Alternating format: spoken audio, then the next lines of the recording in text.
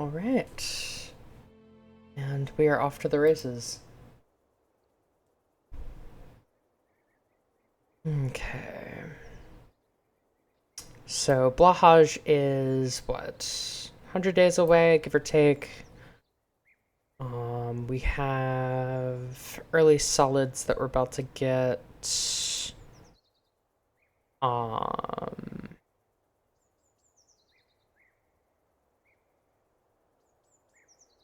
Okay.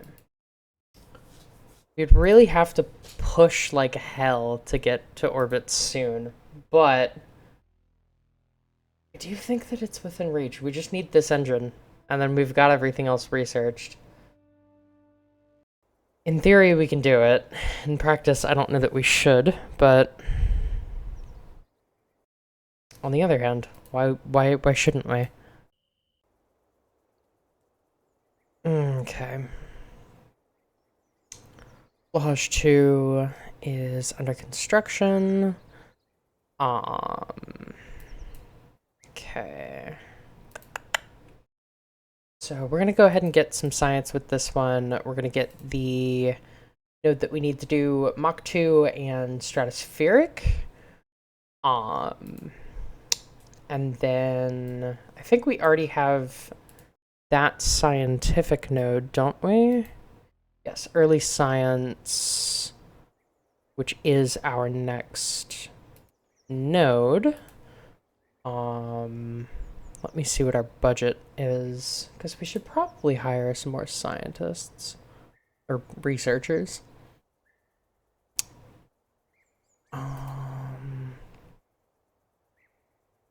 Okay, we have plenty.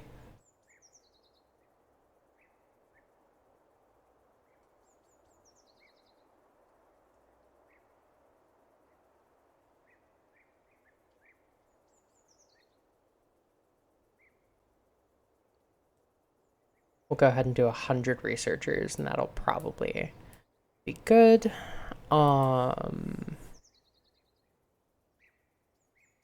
Okay.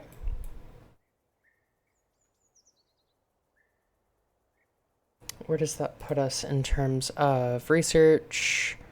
That's 197 days away. That moves things up quite a bit.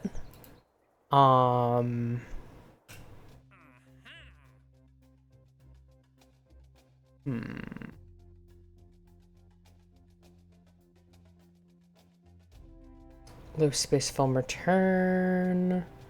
So we need this one to head more downrange than the previous ones have. Not by a ton. But that is worth noting. And we will, I guess, just warp to complete here. And get started with this launch. So roll this out. Let me see what our engineering staff looks like. We have 154 and all of them are on this launch complex. That is good. That's what we want. 8 days to roll out. Go ahead and warp. Declutter a bit. Okay. Rock and roll. And it looks like we should have early science before we have the third Blahaj 2, which is good because that will be doing our final I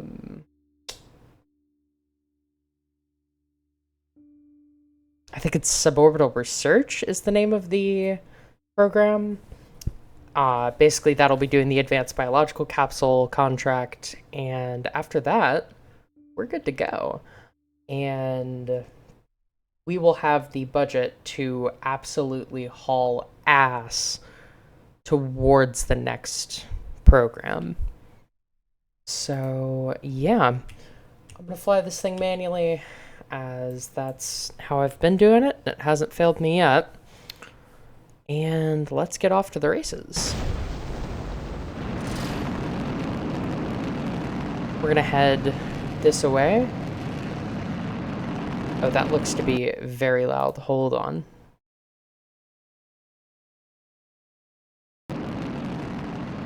That's slightly better. It still looks a bit loud, but not deafeningly so.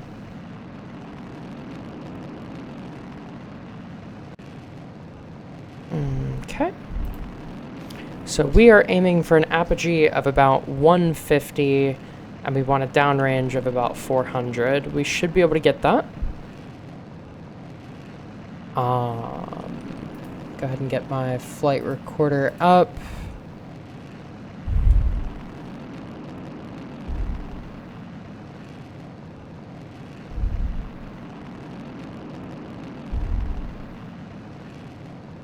Okay.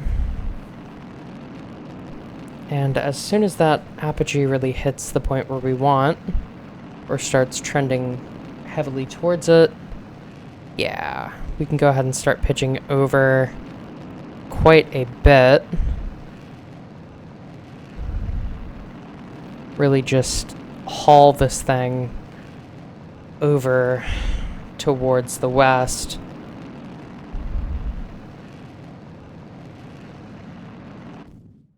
And then deploy these payload fairings. And we should be good. Let's see what that looks like in map view. That's probably 400 kilometers, if I'd take a guess.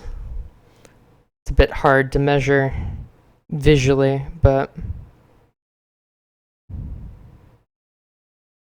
Okay. That is an email from my university that I can read later, as I don't believe it applies to me right now.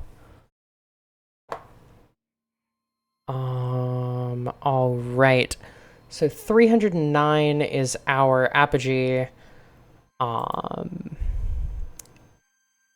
Check where we're at there, but as long as we're a little bit past 200, we should be good. Which we're going to be. Yeah, we're good.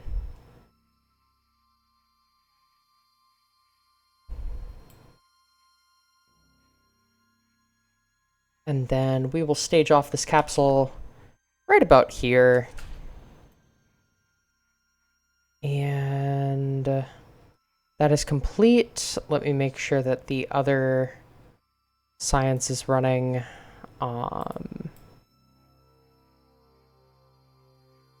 Though I will say it's a bit late, but it is running. Ooh. Let's hope we don't recontact this booster. That would be not great. Let me get this pulled up. How screwed are we? We should probably be fine if aerodynamics favors us. Yes. There we go. Alright, G-force is steadily rising. Downrange distance 500. I wasn't even looking, but yeah, we made it. So... Return home safely. I don't think these parachutes have failures, though that would be an interesting thing for RO to add. Not to give them more ideas on how to be absolute sadists about this game. But... Or, well, I guess it would be masochists on their end. It'd be sadists on the player end. But, yeah. Parachute failures would be interesting. And realistic. I mean, Dragon had a parachute failure at least once. I don't know if Starliner or Orion have. I also don't know if Apollo ever did, but parachute failures happen.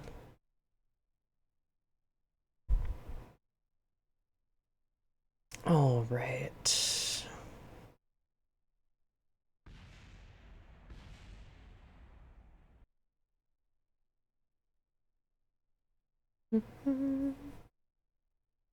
Okay. And we are good. I forgot to down tune this so that it deployed a little bit closer to the ground.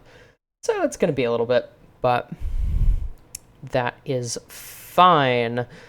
Gives me a chance that I can check and see how much science we actually have on this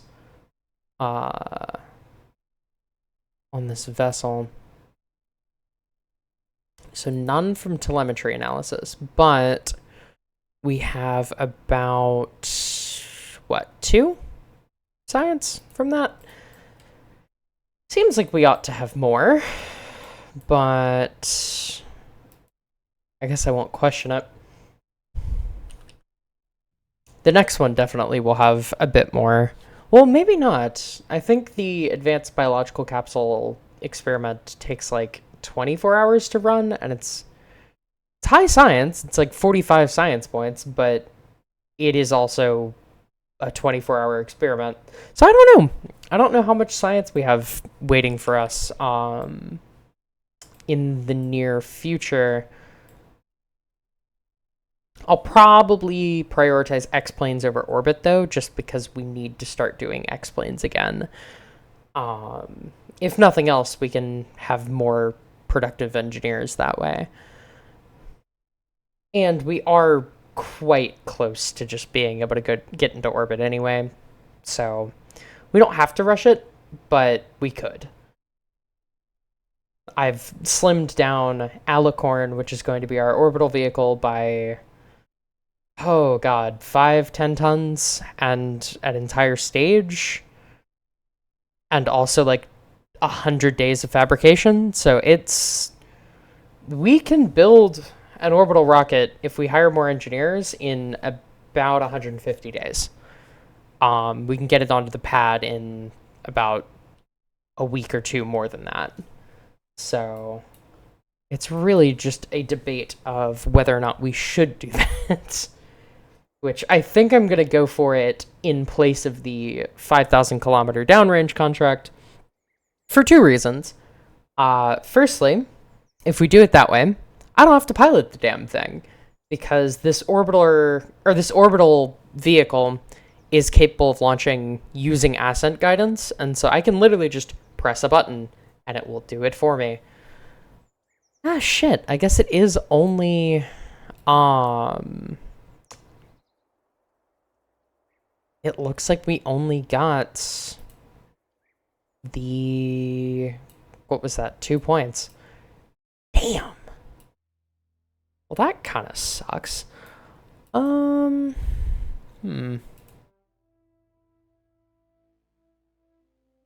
There's not really much we can trade off for at the moment, but I don't know. Let's see. This takes 2 hours. So that might be something we can do. What is the actual experiment called, though?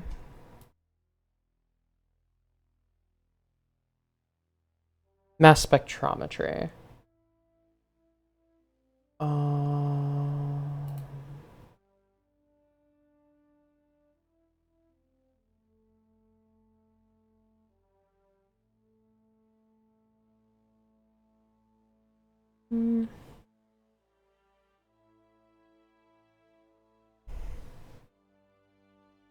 I mean, we can get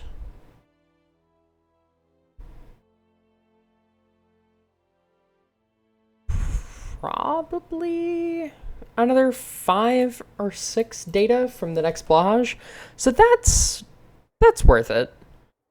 All right, this is going to take 101 days. This is going to take 76, so we're going to modify this somewhat at the 11th hour, but that's honestly on par with what our space program has been doing. But yeah, let's research this, and then just made a breakthrough, yeah, and then edit, and we will switch it up a bit.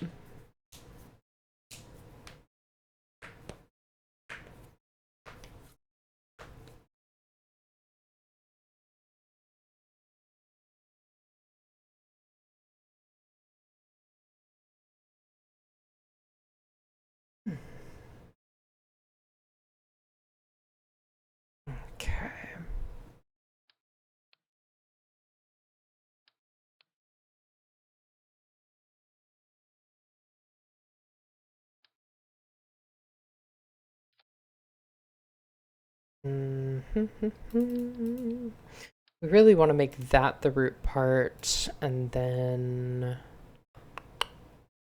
advanced bio, toggle parachute editor. We want to make this about that size. We want to put this on there, but I believe we can just put that in here. Yes, we can. Barometer and thermometer. And then we can just set all three of, or well, all four of these, I suppose, to be running.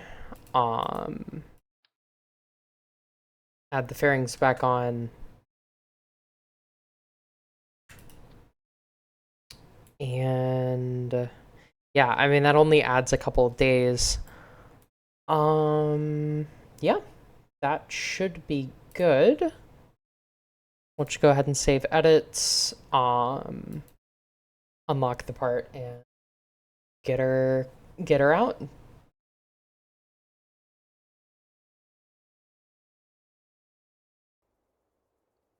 All right. So we're about 2/4 done. That'll be done in call it 3 weeks. Capstone. I don't know what that means. I reckon that means that we can't do any of the other sounding rocket contracts after that, which is probably fine. We are looking to do this at breakneck speed if we can. Takes a confidence of 300. We have a confidence of 344. So we can do that. Gives us 5 years. We would have a deadline of October of 88.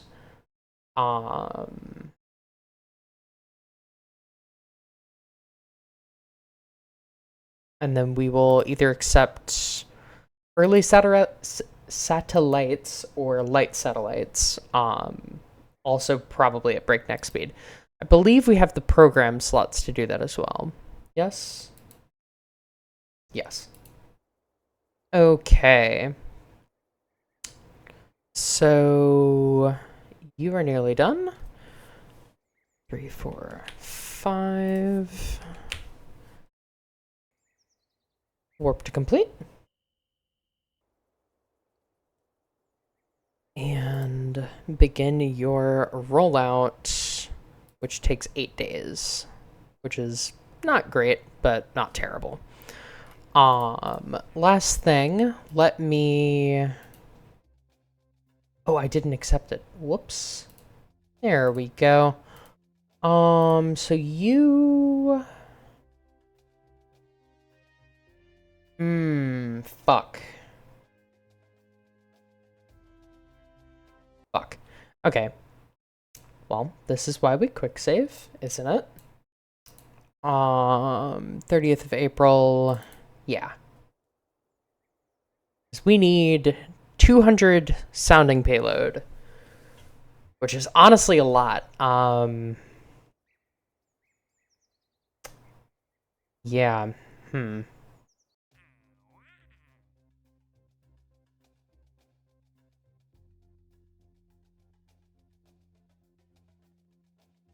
Yeah, so 200 with 2200 meters per second, minimum altitude of 140. Now, I don't believe there's any downrange. Let me glance through the contract. Don't see one. Speed greater than 2200. We will see how doable that is. I would reckon the answer is pretty doable, but we'll see.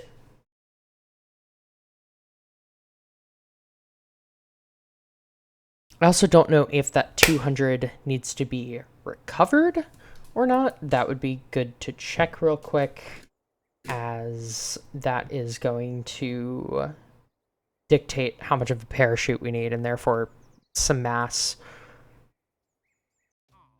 parameters there. But we're probably just gonna be heading this thing straight up. Have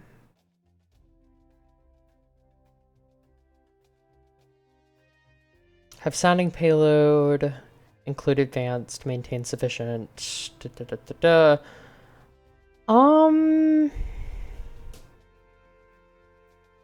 See, reach a surface velocity of 2200 with a minimum altitude of 140, with biological sample and 200 sounding payload, and then recover that sample.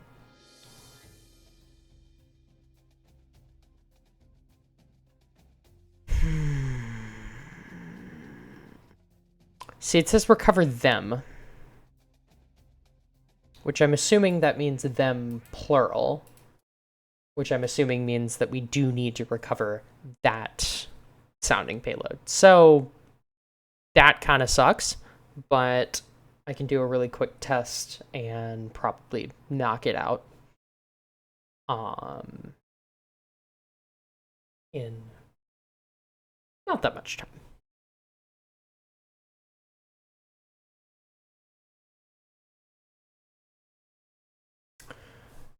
I'm gonna grab a glass of water really quickly because my head is starting to hurt, and then we'll knock this out real quick.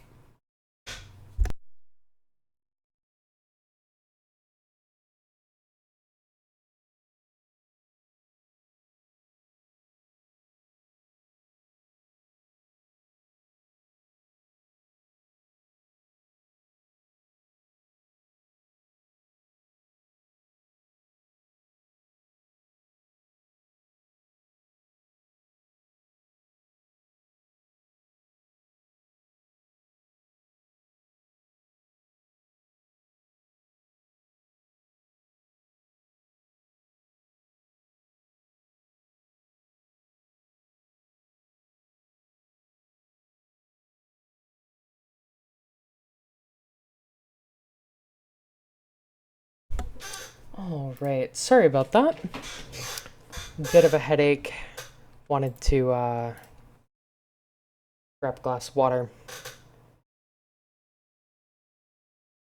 Howdy, Kerbal Boy. God.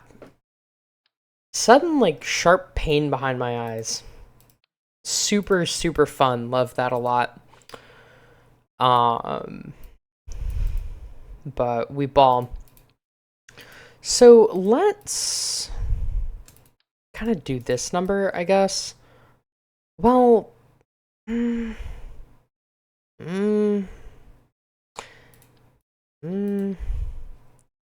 we probably want it widest on the bottom, wouldn't we?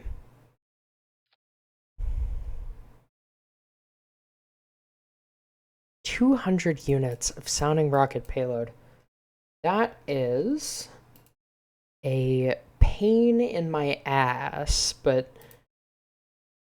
it's not overly hard to do.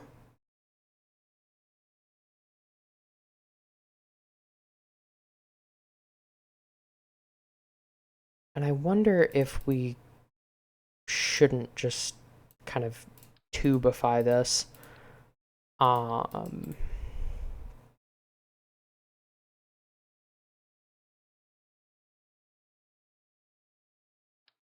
Like so.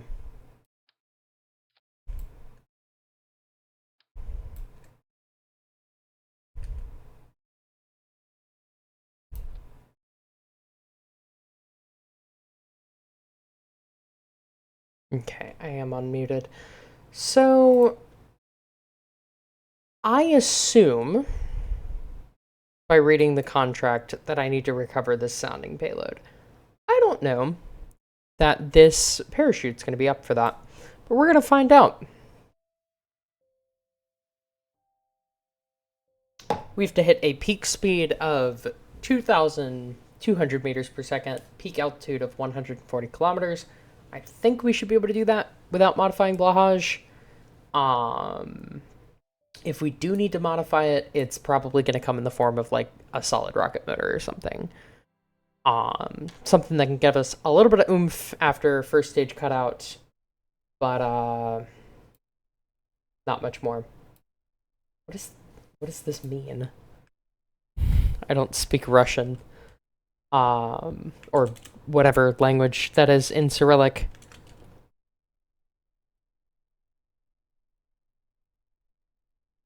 Let's see. Hi. Hello to you. All right. Moderation disabled.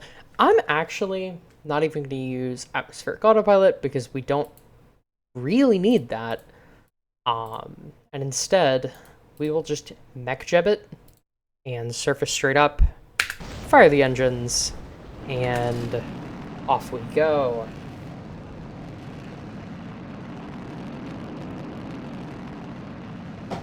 Oh, I should take like a Tylenol or something. I don't know if Aleve or Tylenol is better for headaches. Russian's kind of useful to know, or at least Cyrillic. Yeah, I am learning a language in college right now. I'm gonna take a Tylenol. Well, not right now. In what? 1 week? And I opted for German. I was considering Russian, but they didn't have it.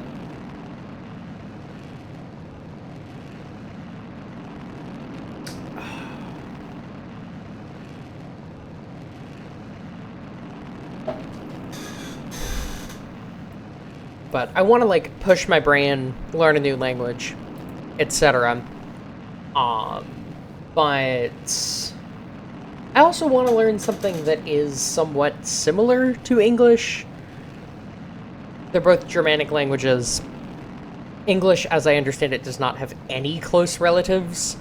But the closest is probably German, at least as far as what my university teaches. So opted for German. I figure if hell freezes over and, well, it's not even hell freezes over at this point. If the worst comes to pass and I cannot safely stay in the States as a trans person, then my best bet might be working for Ariane Space, in which German might help me. So, all right, straight up, we are past 2,200 meters per second, and yeah, we really should just be working here. I'm gonna have a couple pistachios just to hopefully offset any stomach acheage that Tylenol might initiate or elicit. That's the word that I think I was looking for. I barely know English. But yeah, I think we've got this. Now, as a trans person, I'd prefer Canada or France. French might be better, but I'm not a trans person. Maybe we should learn English together. Maybe. Oh god, what was the last English class I took? Freshman year, maybe, of college. So 4 years ago. Okay, we're gonna fire this off. Good thing about this is that it's a much lighter sample. Yippee! Project 2025 is fucking terrifying. Yeah. That is what I'm worried about. But it is what it is. I know one thing: can't go to Russia, or really anywhere that Cyrillic is used. There's not a lot of Eastern Europe that really is pro-trans people. I hear that like Poland isn't terrible, but like only parts of it.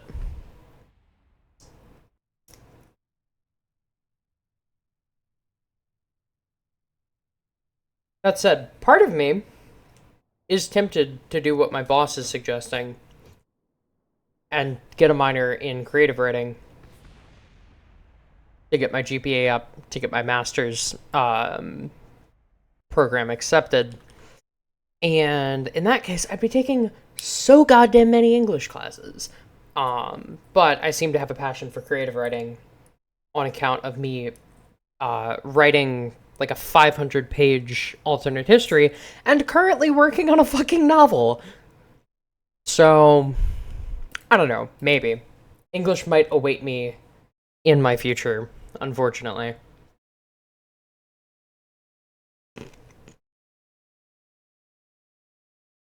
Never let my mother hear me say that, as she is an English major. But a love for literature I did not inherit. Her love for video games I did, though. So I get certain things from my mom. Okay. Go ahead and edit this. We should be easily good, but I'm not 100% sure. Anyway, ePleb. Out of curiosity, what country are you from, if not the US or Canada? And you happen to know Russian. Are you Russian? I live in Texas. Ah! You are in the States. Gotcha. I misinterpreted your message then.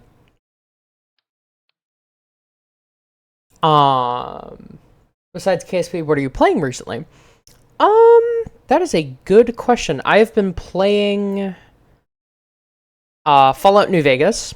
I did that briefly before Extra Life, and I've been playing it sort of off and on since.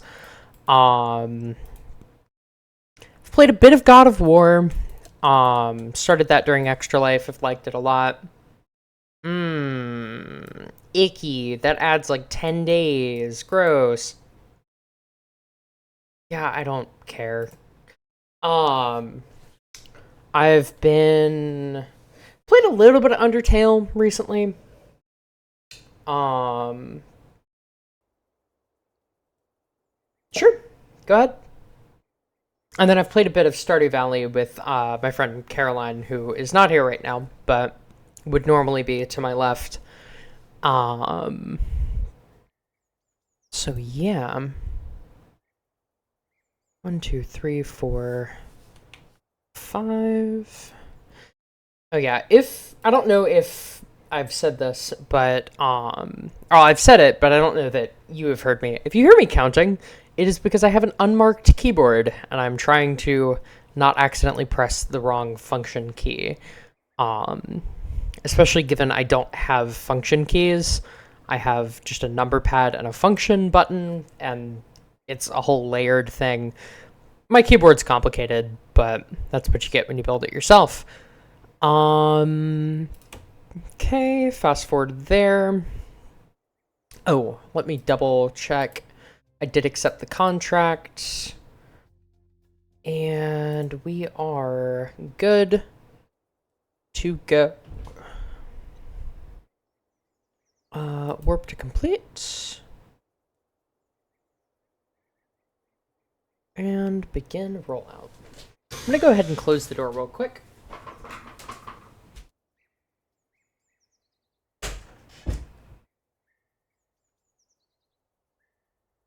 Just so when my roommate gets in, she knows that I'm streaming. If I can describe it in 5 words, BioShock in CCCP. Okay, 3 words. Yeah. Fair enough. I wanna say it is either on my list or I may have actually bought that game. I'm gonna look real quick.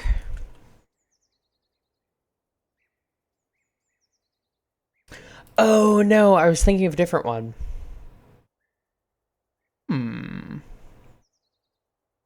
I will add it to my wish list though. It looks interesting. And that that cell of like Soviet Bioshock definitely, you have me interested. Okay. Warp to Sunrise. And apparently straight on past it because we don't actually know what time is. So yeah, we will be done with this. I don't know if we get the remaining funds. I would hope so. But yeah. I went on to the Prussia website. Yeah. That's not Prussia. I don't know what that is. This morning checked the status of my order, and I see that they just released a brand new 3D printer out of nowhere. Oh, I know what that website is, I believe.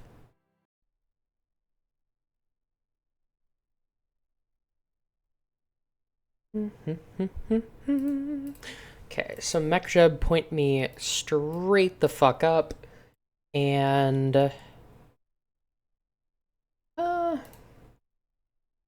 get like a nice flight camera, right?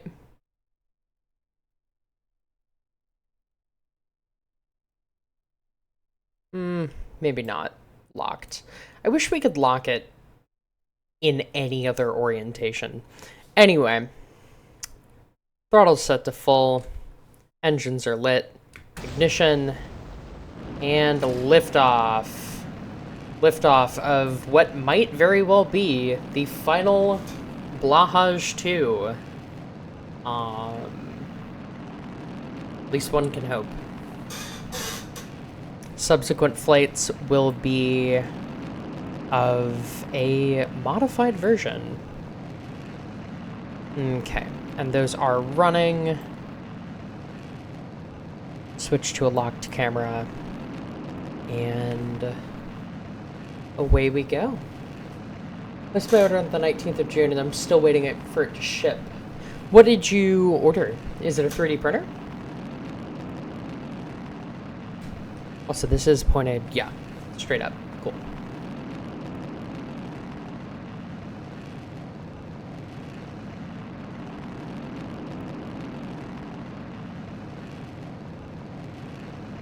What I will say is that online shipping used to just take a month. Like, that's not... I don't know. I love same-day shipping. I love super convenient shit. It has spoiled humanity. We need to get rid of it. Like... Here is my counterpoint. Is that stores need to be open on Saturdays and Sundays. And open later as well. And they need to actually have things in stock. And then we need to just get rid of, like, online shipping within 5 days.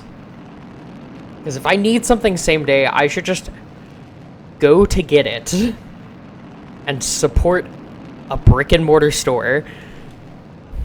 I've basically stopped using Amazon recently, largely because I don't want to pay for Prime. But yeah, I don't know. I enjoy the convenience, but it's a habit that needs to be broken, so to speak. Not in any particular person, just like as a society, I guess.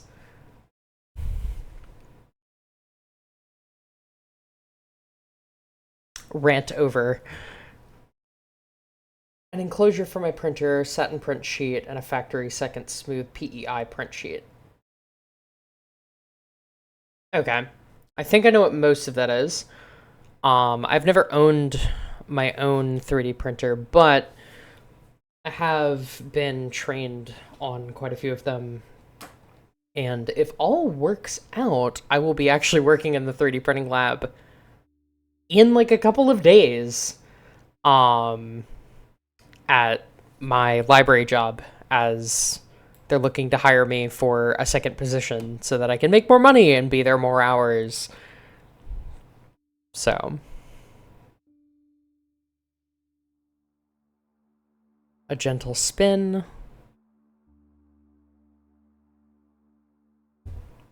See, I want the music to be louder.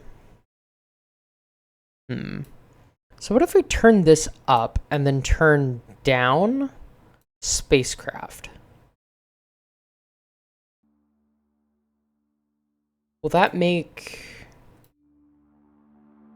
We're going to play with the volume, but that should make the music quieter and... or the music louder and the rocket quieter.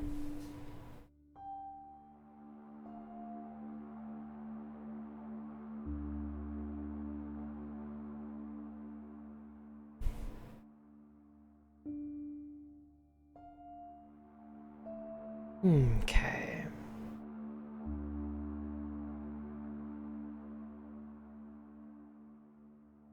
We're going to separate a little bit higher than we normally do here. Just so that we don't fucking accidentally hit our own rocket. Music is good for me. Thank you, ePleb. Yeah, I want the music to come through more. A lot of this soundtrack is quite quiet. And I want to be able to hear it, because, I mean, I installed the whole soundtrack mod just to get better music. As much as I love Kerbal 1's music, it's a bit outdated, and I don't know, I've heard too much of it. I want something a bit more punchy, I guess. Alright, so pull everything off to the side. We can actually just disable Smartass. We don't really need it. We can declutter a bit.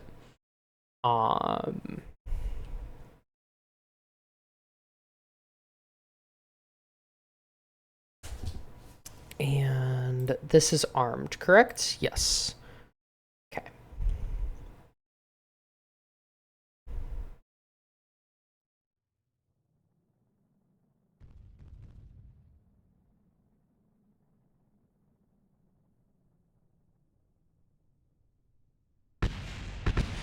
I don't know that we were running that experiment at all.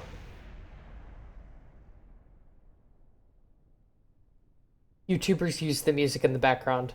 Yeah, I know. Good thing I don't think we actually needed to run that experiment, technically. So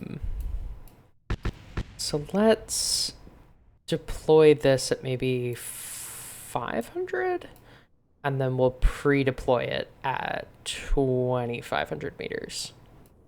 See how that works.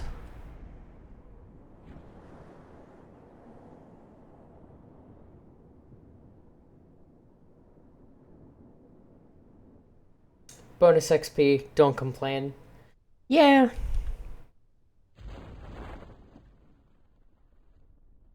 Cutting it a little close.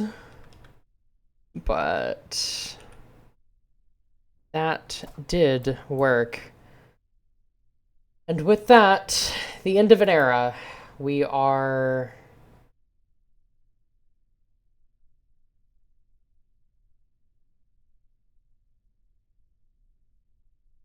Hello?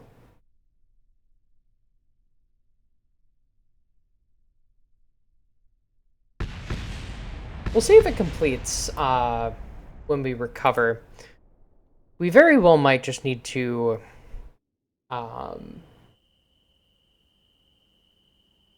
recover it ourselves. Now, what does that mean, ePleb?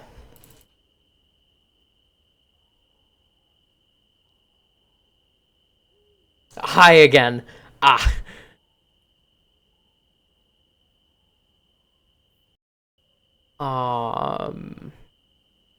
Yeah, that should have completed itself.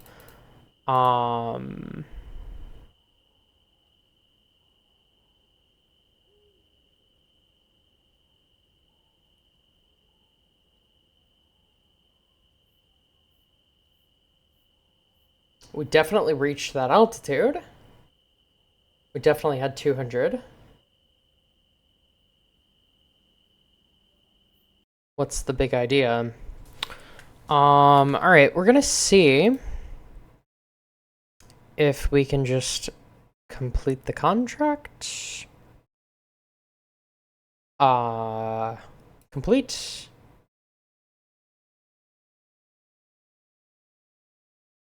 Complete program.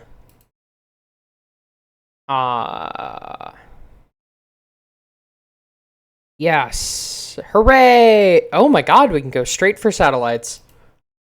Fuck me running. Oh!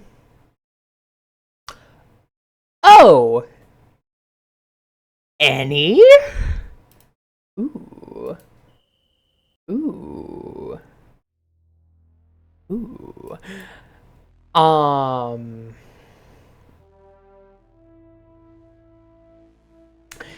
See, part of me... Hold on. Hold on. We're gonna redo that flight.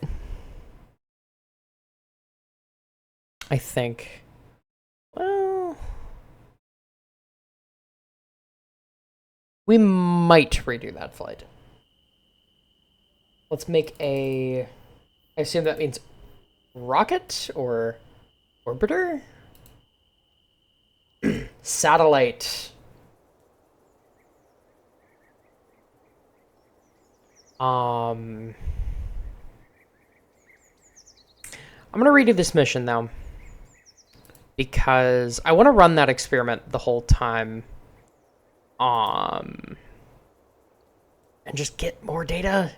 Frankly, we'll time warp it so that we don't have to watch it again. Sputnik phonetically.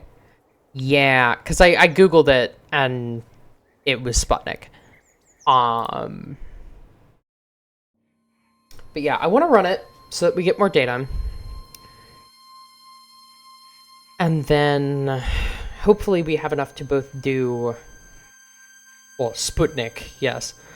And then hopefully we have enough to do both X-planes and orbital rocketry. Because I think we actually have the capabilities to do that. And I guess we can just nighttime launch it because who gives a damn? Part aim camera. Zoom in real quick. Aim camera. Running. And then reset camera. Smartass. Straight up. Throttle set to full. Ignition. And lift off.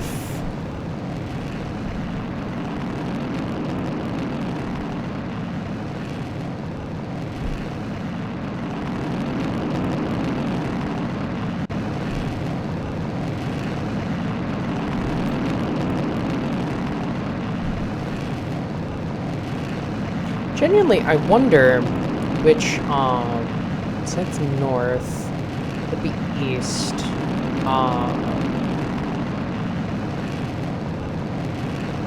would it be the east, or would it be the west? It would be the west. I don't think we're going to get high enough to see it, but we might actually launch into the rising sun here for a bit. Probably not, though. Not that this launch counts. We've already done it. It already worked. I just wasn't running the experiment like an idiot. You mean dawn? Yeah, I did mean dawn. Like launching into the sunrise. I guess launching into dawn is a more elegant way to put it, but... Alright, so...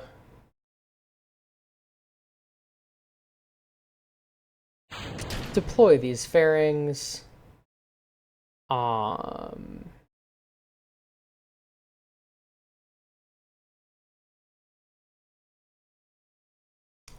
know what? I wonder if it is... See, it doesn't say...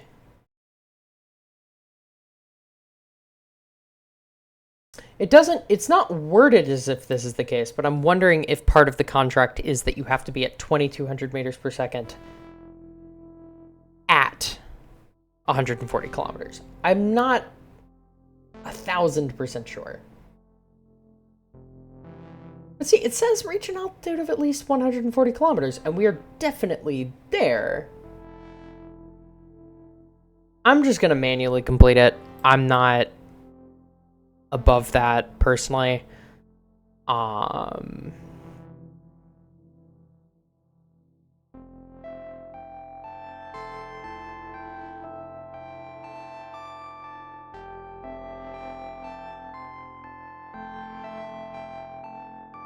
We're gonna time warp until we are about here. Stage off the vehicle.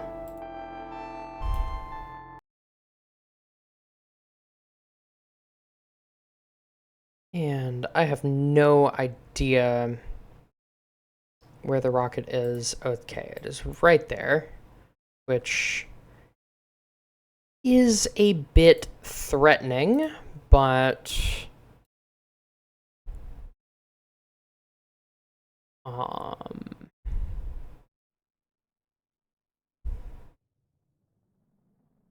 hopefully we don't recontact. We shouldn't. We didn't.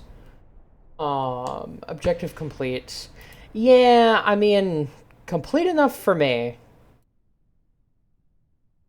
The most elegant way to be would be launching into the early morning's dawn light, but I'm not a fucking poet. I am a writer, but I don't speak words good. I write words good. Ish. I write words acceptably, but I don't speak words good. I'm not very good at talking. You'd think, having streamed for...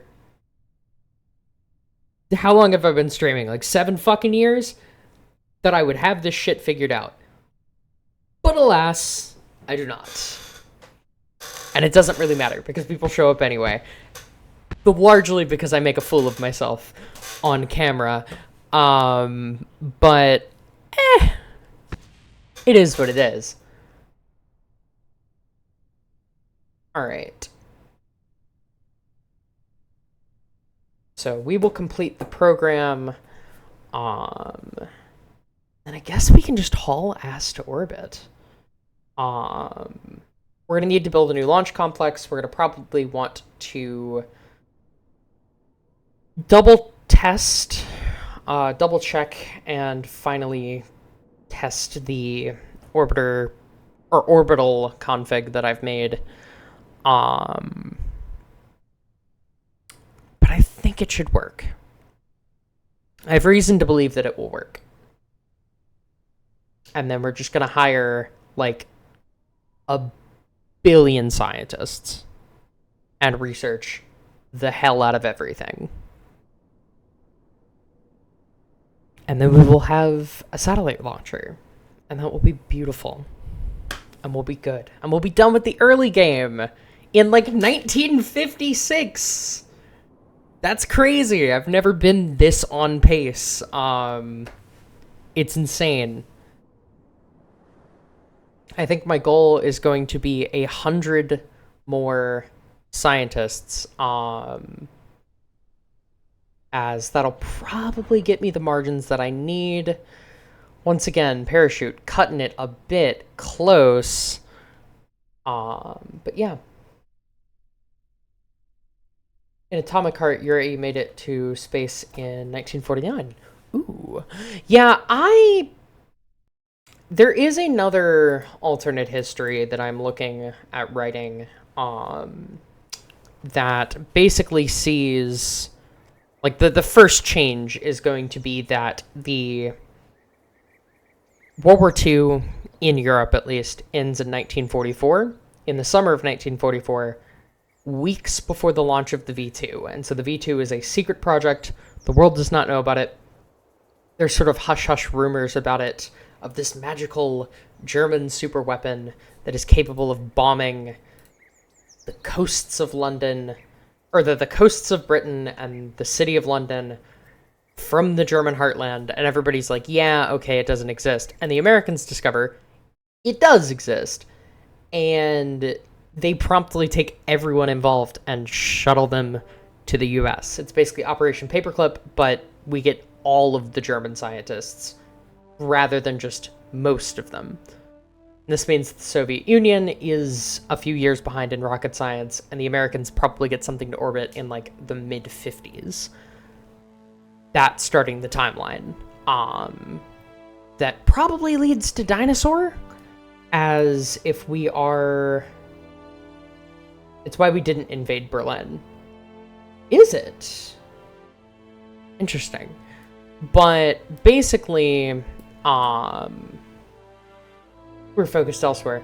Yeah, Hitler's gonna be assassinated. It starts off with Operation Valkyrie 2, succeeding, essentially. Human-rated flag. Fascinating. So...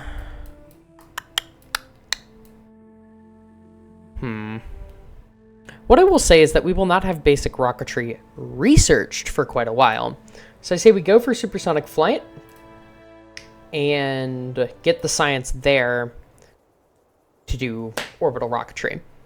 I'm designing and testing an Eve balloon probe, like Vega 1 or 2, and of course named the spacecraft Halley, or Halley, after Halley's Comet, which is where Vega 1 and 2 went after a Venus gravity assist and dropped off the lander/balloon.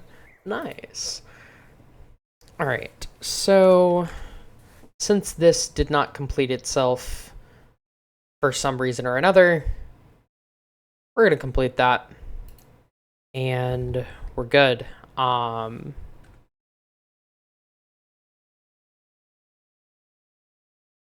don't know why that opens up the program menu. That's a bit interesting, but yeah, we are going to accept this as complete, and we are good to go.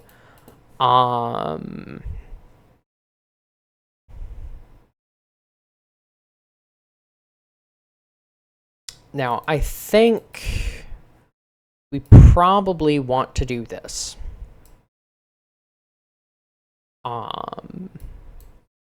As our program is much more like that of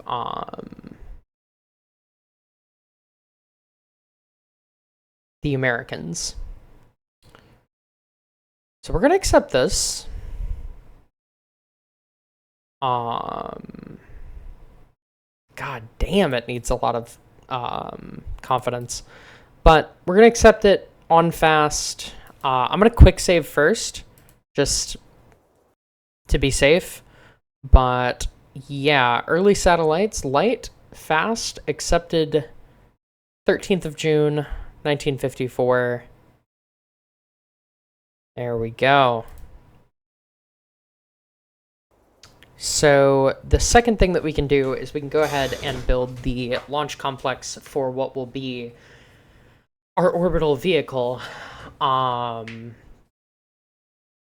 then probably upgrade, I was going to say upgrade the Blahaj launch complex to be the intermediate downrange. Or, well, I guess we don't need an intermediate downrange one. Fascinating. So let's get this pulled up real quick. And I'm going to run to the restroom real quick. I'll be right back.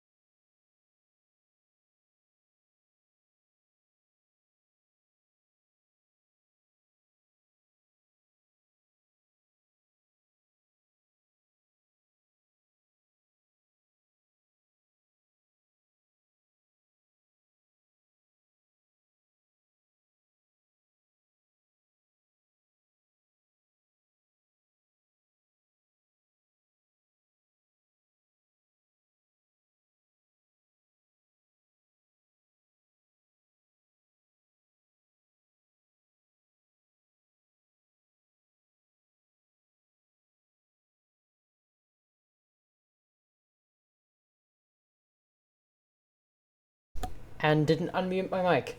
I just spilled water everywhere. Whoops. But I'd like to introduce y'all to what is probably the final form of alicorn, except this is not it. Hold on.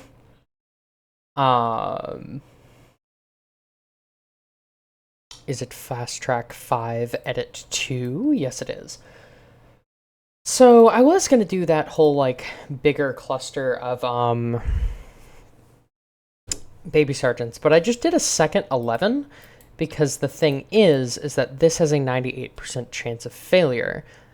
This single also has a 98% chance of failure, but if you cluster 11 of them, that is a much higher chance that something will go wrong. This sort of resolves that. And the goal is basically that this first stage will deliver it mostly out of the atmosphere. This Scud-derived stage will deliver it quite a bit downrange and quite a bit more out of the atmosphere. And that is the point where automatic guidance will stop. We will take over manual control and just pilot this thing, you know, maybe a little bit below or a little bit above the horizon, and then fire off the 4-stage solid rocket motor cluster that will send this thing all in ass, honestly, quite a bit downrange, or hopefully into orbit. The other thing that this has is that I've modified it to have what is the word that I'm looking for? Sounding rocket payload. That is no longer required. And because we're not doing the downrange contract, we're just going to orbit. So I'll probably remove that unless the contract mandates it, in which case I will keep it. But yeah, we'll go ahead and look at that. Periapsis above 150 kilometers, check for a stable orbit after 2 hours. That is very easy to do.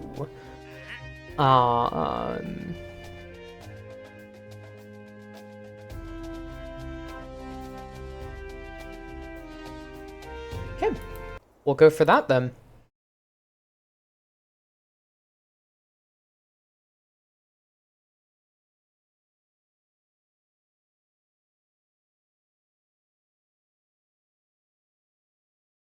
But yeah, I have Kerr balloons installed. I'm looking at doing some things, specifically for the novel I'm writing / about to start writing. I'm looking at the possibility of a crewed Titan landing or a Titan surface sample return, using a balloon lofted rocket. But yeah, so this is no longer required. As such, we will modify this quite a bit. That gives us quite a bit more delta V. Well, it does, if it's a straight cone. There we go. So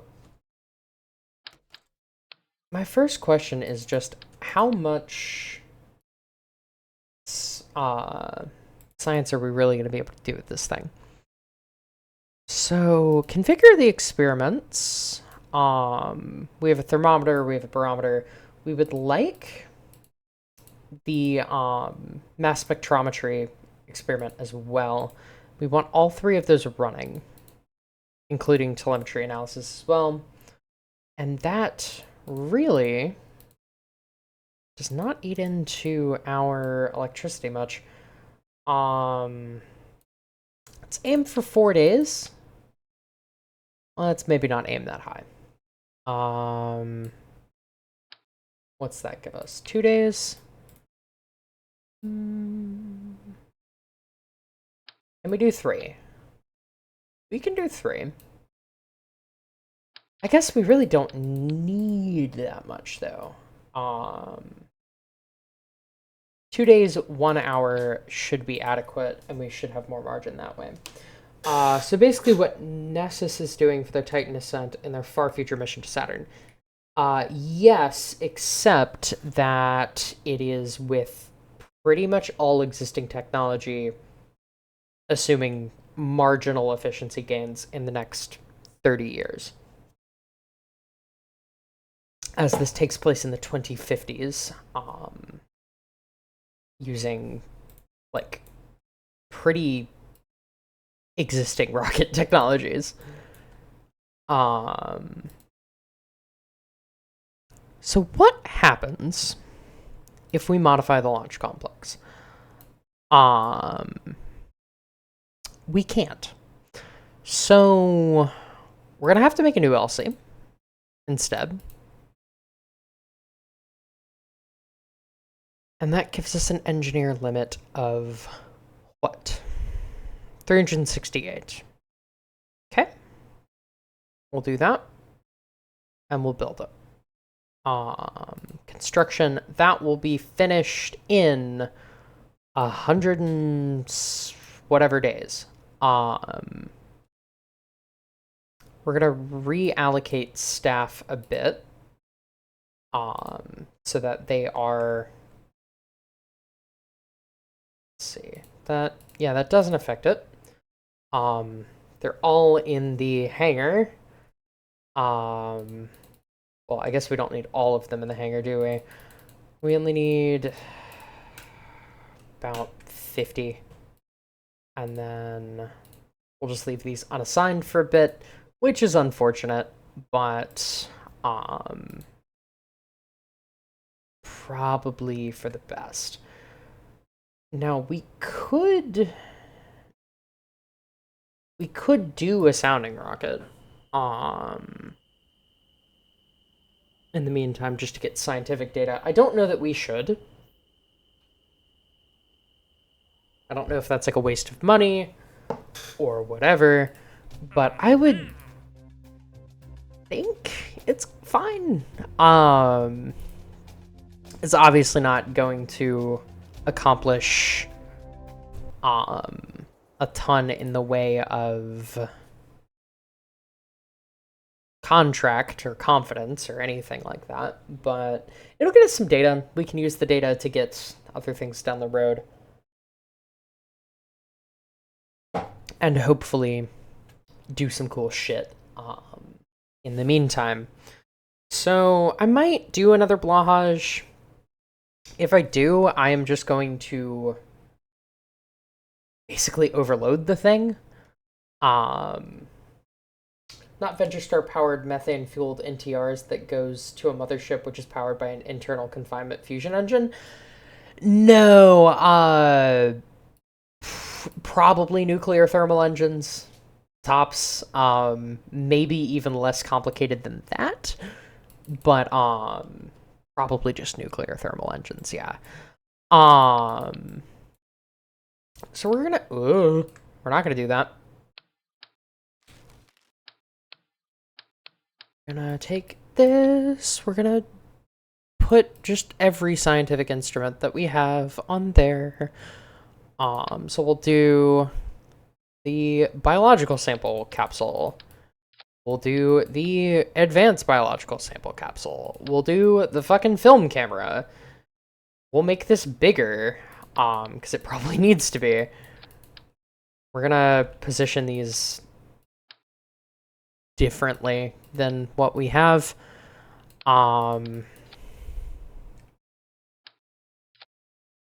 Yeah, good God, this is ugly as sin, isn't it? But that's okay.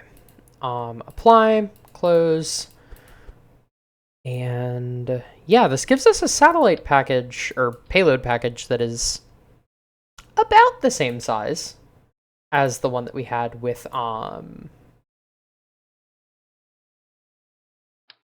this guy. So yeah. Let me staff. All of them. Yeah, is it worth it to cut off a couple, like, 10 days off the time? Not really. We are just going... Jesus, I have so many windows open. We are just going to integrate it. And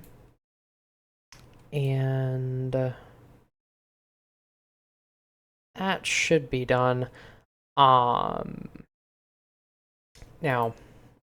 we're going to need to adjust our research order such that we get the jet engines sooner.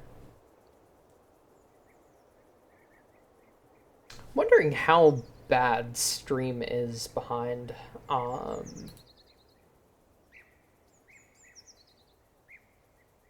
Let's see, I'm going to raise my cup and then lower it again. Okay, we're only behind by like 2 seconds. That's not bad. So research. We want to really just move this up a lot. I'm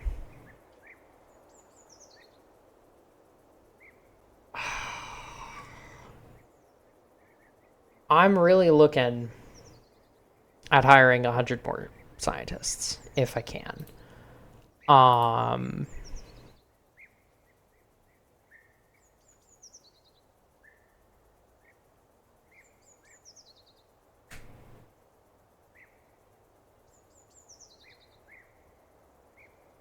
We're gonna do that.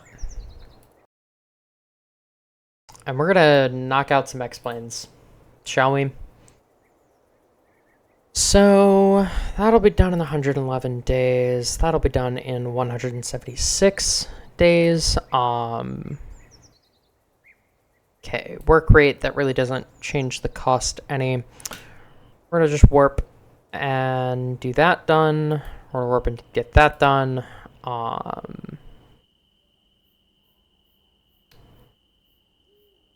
We're going to quick save.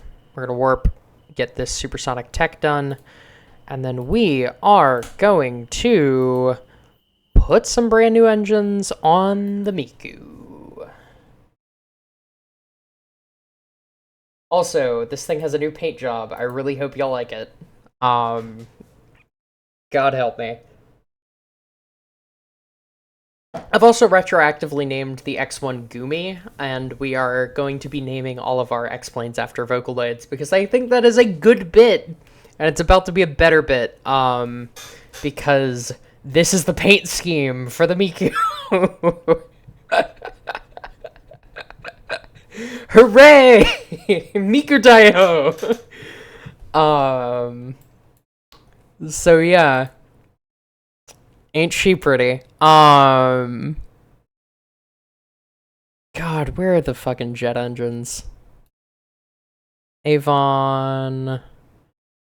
J57, I want to say, is the one we were using. Yeah, it was the one that powered the U2. Can I place it? Will you let me? Okay. Wow. Fuck.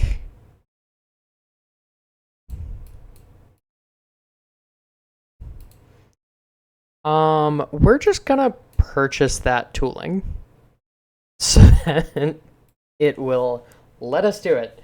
Thanks, love it. Yeah. Ain't she just something to look at? I have a third X-plane designed. It's the X3 Luca, I think, was the Vocaloid that I named it after. Thankfully, I have a fucking Vocaloid specialist on staff who knows all the Vocaloids and can tell me Vocaloids that fit a certain color scheme. I also specifically used the Miku that is in a Sonic the Hedgehog scheme, because I think that's funny. Because Sega owns Miku.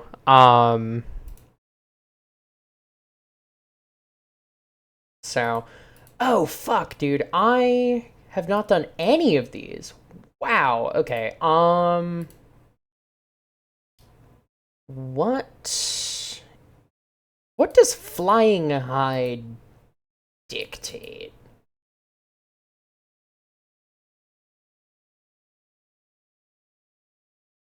So we're gonna do Mach 2 flight because that is probably the first one that Miku will do.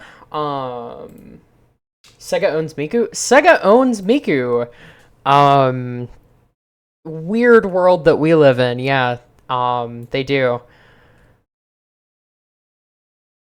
Adjustable landing gear. Go ahead and toggle these down. As the great and glorious X2 Miku will be taking off from the runway. That should be... Yeah, the gear is set up for runway takeoffs. Save edits. Unlock one part. And send it.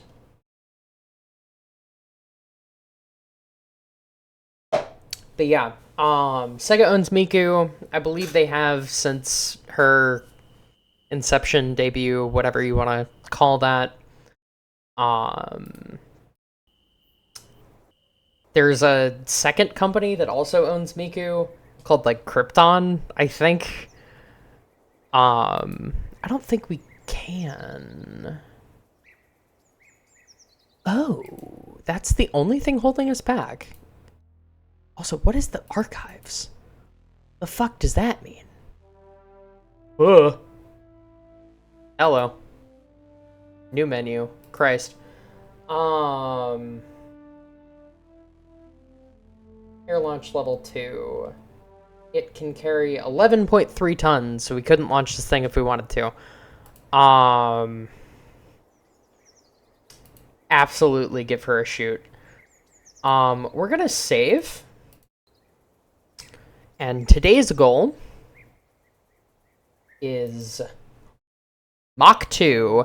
Actually, fuck. I need to go back so that I can accept the contract for that. I just want to know how the hell concerts work, because she's a fucking hologram.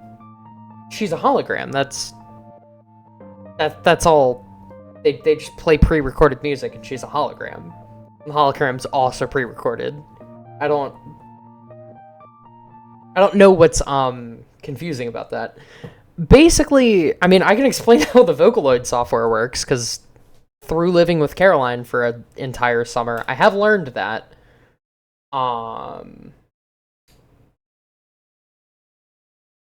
But yeah. Ugh. I've also decided that Gumi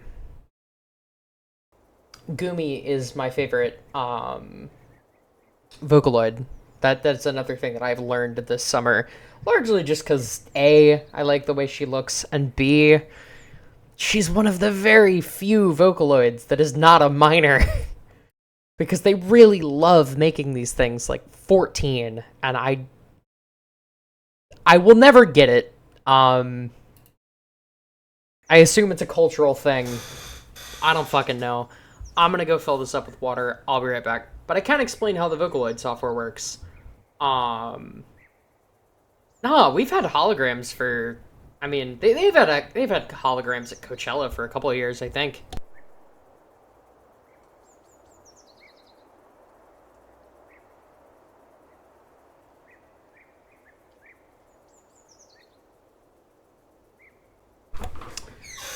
But, yeah, Vocaloid basically works by, you have a voice actor, so, like, Miku has a specific voice actor who,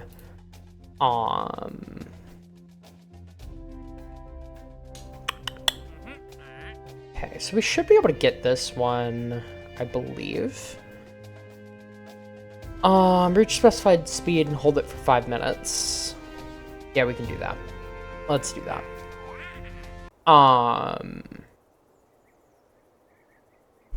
But yeah, basically, this voice actor would record a bunch of sort of syllables. So they would be like A, E, I, O, U, ah, ooh, ah, ooh, you know, all the noises that might be in a word. And then you just tell it what to say. And the new software, at least, uses like algorithms to basically interpret text as syllable noises, and then like 10 layers of filtration to make it sound slightly less garbled. And that's how you get a Vocaloid. Can't really explain it beyond that. I'm not qualified nor capable. But yeah, that is at least roughly how that works. So we're gonna moderate side slip, set that to 2, because we really don't want side slip.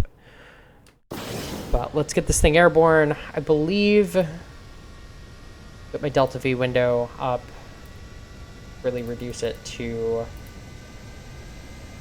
time, essentially. But I believe we have enough time to get up, take off, and get to altitude, and then pull off this feat that is flying at Mach 2 in a jet that is neon turquoise and Miku themed. But we're gonna want to do it over land if possible. So that means rolling this thing over and throttling the engines down, likely. I'm also just going to very quickly set it to moderate G to like 3. We can, of course, limit that later, or adjust that limit later, but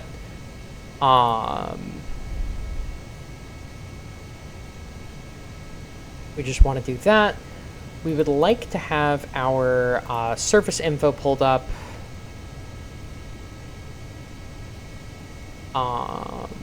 But we want to head west into the jungles around Kuru, and yeah, that way if we need to do an emergency landing, we can pull that off. So yeah, we are aiming for a surface speed of, I believe, 650? Or, well, 625 and 650. With a climb rate no greater than 10 meters per second. To do this, we need to have an altitude much, much higher than what we're at. This thing is meant to cruise at probably 15 to 20 kilometers. With afterburners engaged at Mach 2. So we're gonna do exactly that. I'll get Ferrum up just so that I know, yeah, vehicle supersonic. There is not a lot of cloud cover. That is a pretty damn good thing. And yeah, we're just going to bring this thing up to speed. Now, there is a chance that we can't hold Mach 2, in which case I'll probably quick load and then accept the altitude contract rather than the supersonic contract. But I don't know. We're gonna rock and roll with this in the meantime. So yeah, minimum altitude on this one is that we need to be at 10 kilometers, and we will be, or above 10 kilometers rather, and we will be soon.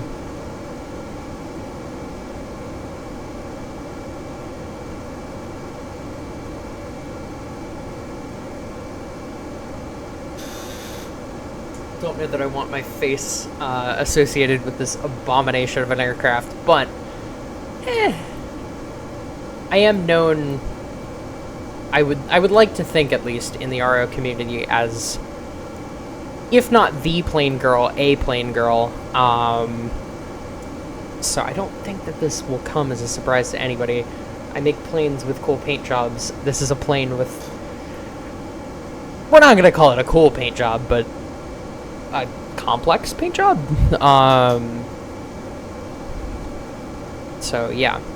Anyway, we are going to pull this thing up a little bit. We want to be climbing a bit better than what we're doing now, but I guess we don't really have to.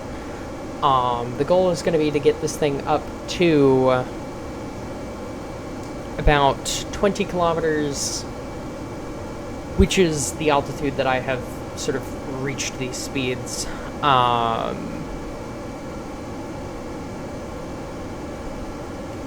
Basically, if we fly this thing up to the altitude ceiling, we can put it into a very, very gentle dive and successfully pull this off. I'm going to cancel time warp. I'm going to quick save just in case hell breaks loose, and I'm going to run to the restroom real quick. I'll be right back.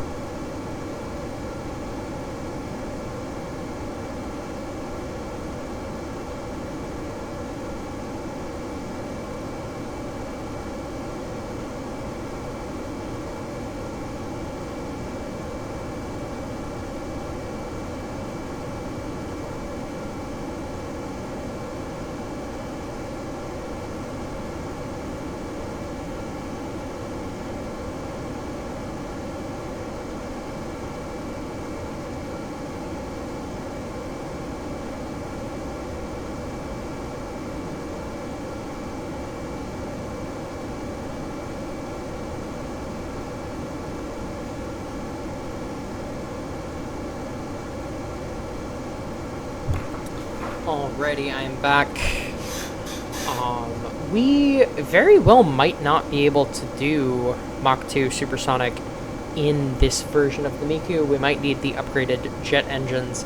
I want to say that I've gotten it to do Mach 2 Supersonic with these engines, but that might not be the case. I might be misremembering.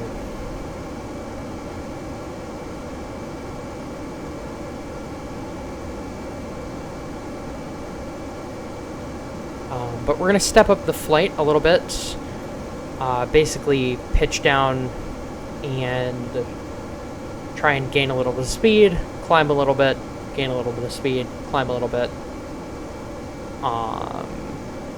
Because yeah, our descent rate is tapering off pretty well, which is what I want. We got to get this thing up to a position where its drag is very, very, very minimal in order for it to be able to pull off these speeds. Also, the engines have to be running cool. As you can see, at 470 meters per second, we're halfway to our thermal limits, and we can't exceed those, or else we're in really big trouble. So, yeah. I don't know that we'll be able to do this contract. We will have to see. But we are at 475 meters per second, 18.5 kilometers and climbing. Maybe we pull it off. I don't know. We'll see. Tell you what, we will be able to do the 22 kilometer altitude sort of contract. I'm pretty convinced of that. But I don't know beyond that. Oh, edit action groups is not what I meant to do. I'm looking for this menu right here, which is high altitude flight. Which says high altitude, which is extremely unspecific.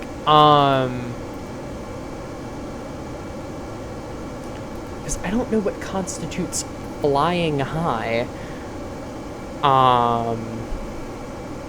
If I'm being quite honest.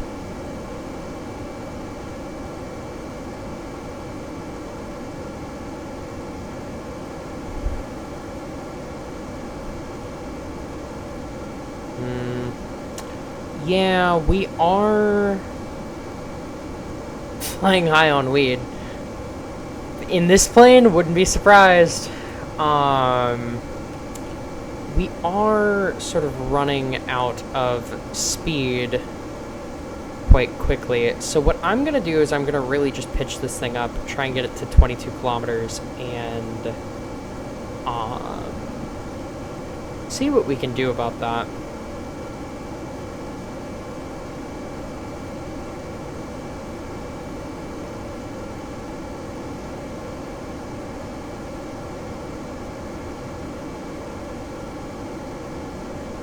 Stop decelerating. You better stop. Fuck. Okay. There we go. There we go. Yeah, let's try this. We might just need the upgraded engines. That sucks. I don't want that to be the case. But, if nothing else, we can do a lap or two around the Space Center, get the supersonic flight contract done, no problem. A couple other scientific, or contract, experiment. A couple other scientific experiments done pretty easily. But I would say we're gonna struggle to do Mach 2 in this thing. I'm not gonna rule it out quite yet though, because we are accelerating and we are climbing. I've flown this thing stably all the way up to about 26 kilometers. So yeah, these things add a lot. These little like wing stabilizer things, those help this thing fly at high altitude, low speed phenomenally.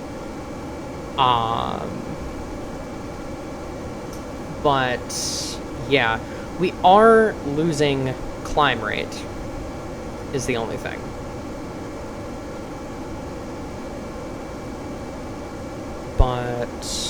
And we're gonna stop accelerating here. By the looks of things. Yeah, we are losing speed. We should be able to do,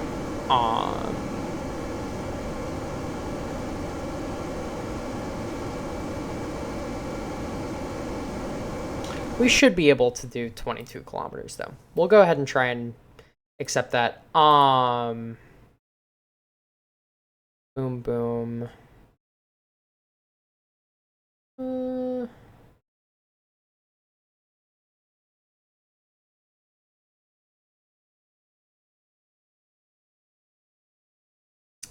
think it's that one. Not 100% sure.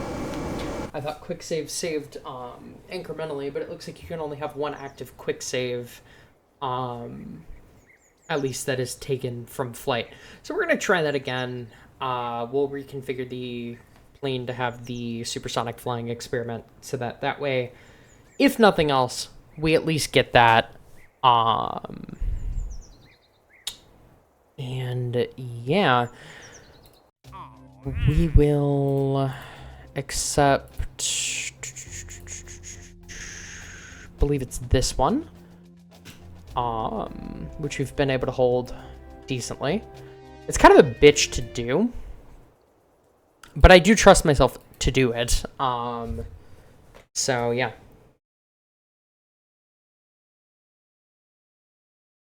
Most impressive thing about Nessis's Saturn mission is that it only took 3 years to do. Yeah, so same is all I'm gonna say to that.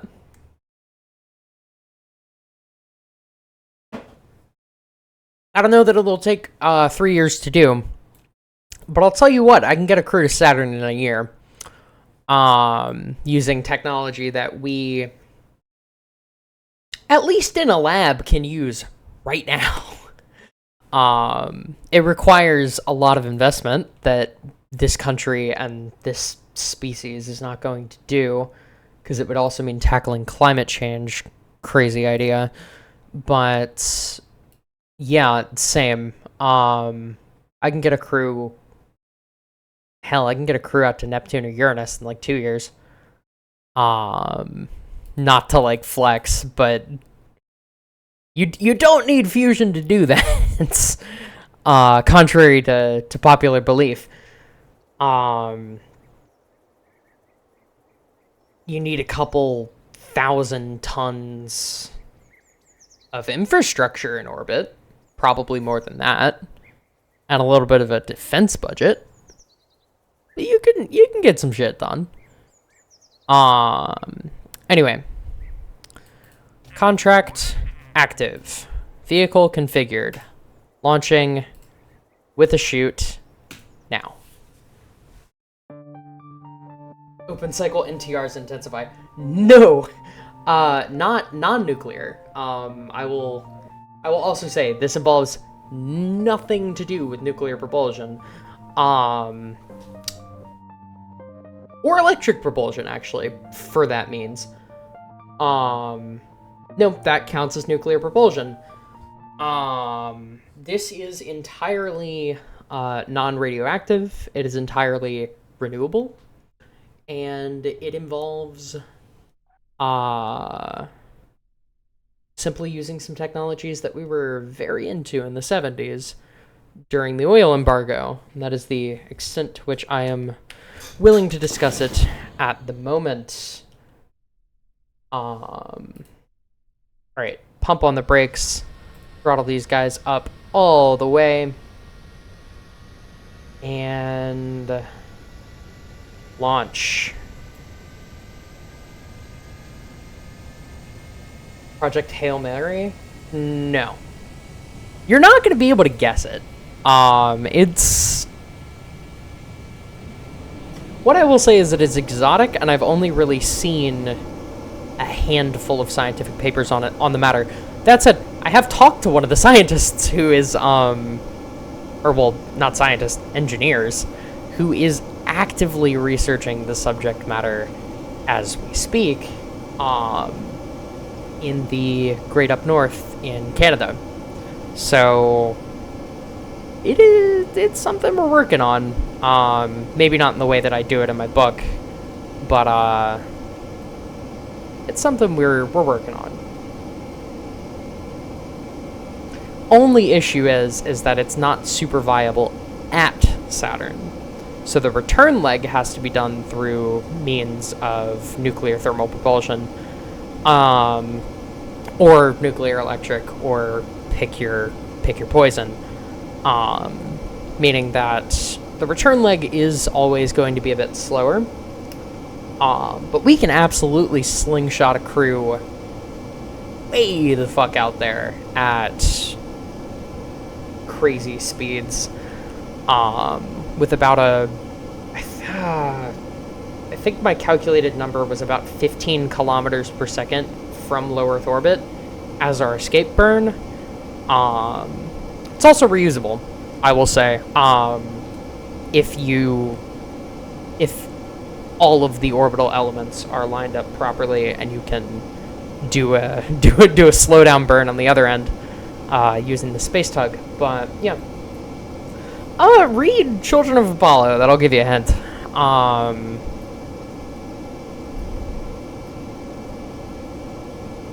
But I don't want to give spoilers. I think it's cool, and we're gonna wait off on it. All right, so supersonic flight. What is the unmet requirement? Minimum surface speed of 450. Bitch. Nuh-uh. Nuh-uh. That's dumb. Alright, whatever. We'll do that. We can do that real quick. We can pump that out real quick.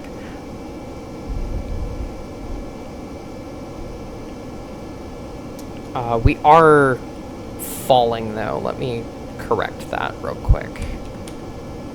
So, 440 and 450. We just cannot exceed 525 for the next 17 minutes. Solar sail being pushed by a giant laser on Earth. You're getting hot. You're getting warm. But, no dice.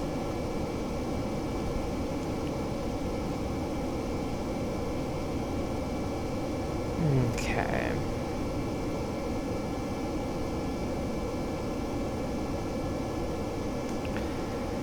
So we are probably going to exceed 525 here real quick and not get that much science.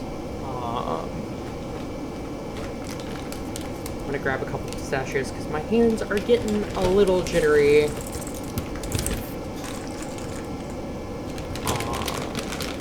But yeah. Yeah, what I will say is that it is a form of propulsion that I really have not seen anybody write at length about. Not because it's some new,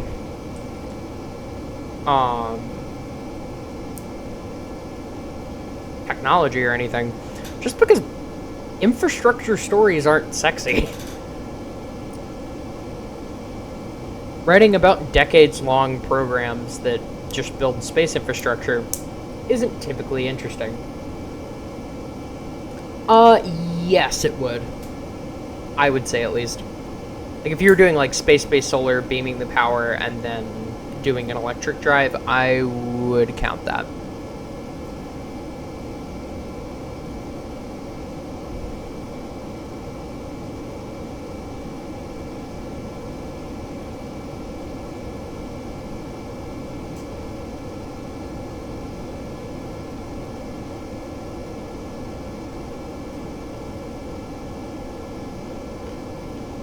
I mean, really, if it is doing anything where the primary means of propulsion is ion-based, I would count that as electric propulsion. If it is a magnetically accelerated drive, ion propulsion, in my opinion.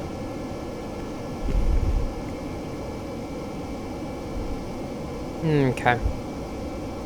1, 2, 3, 4, 5. I don't know how much more time we have to dilly-dally down here where the plebs live. So we're gonna just climb like hell.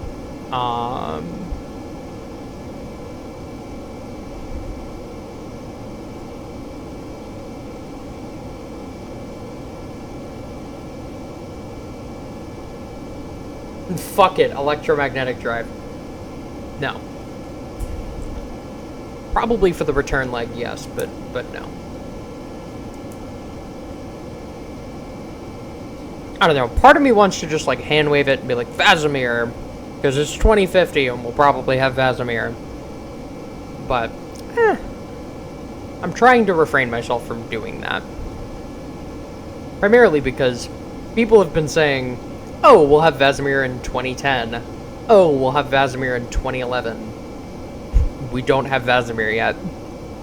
I'm going insane. Yeah. Yeah.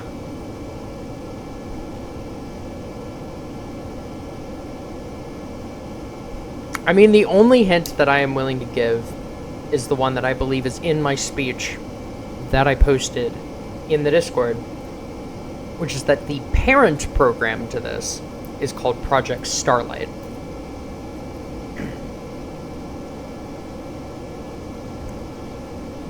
And is a defense program. I'll give you that as well. Both planetary defense and otherwise.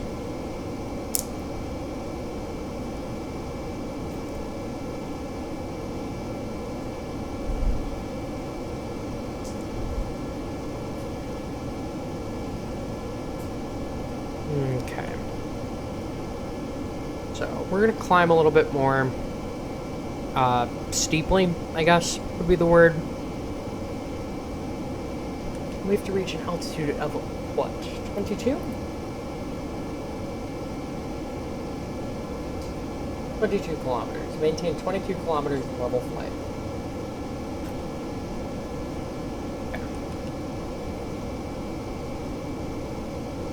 at subsonic speeds.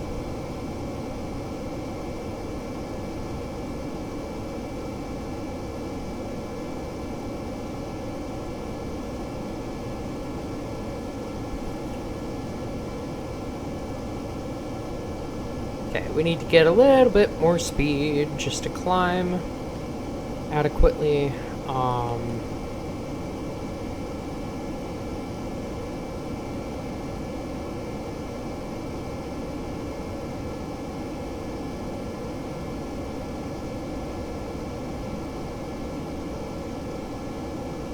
Good news is that probably puts us at 450, and therefore over the supersonic requirement.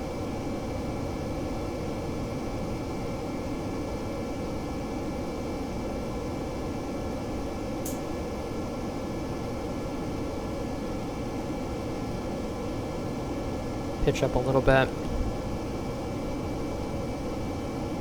Pitch up a little bit.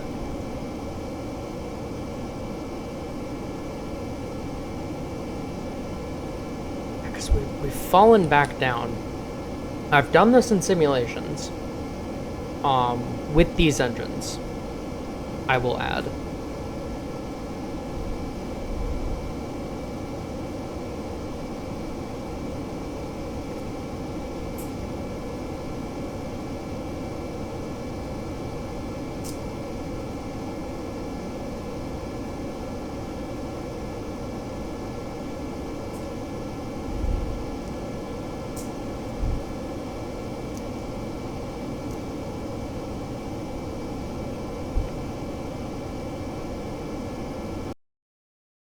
I will have to do this, though.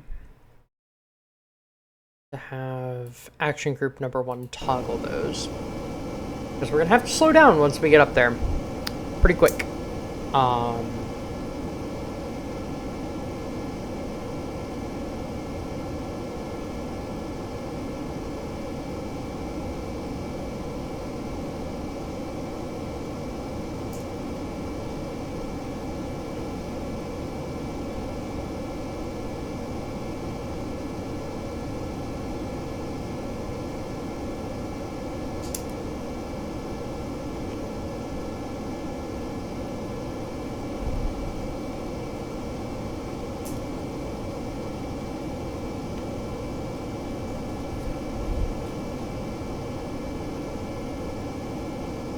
Yeah, don't post about it in the chat, but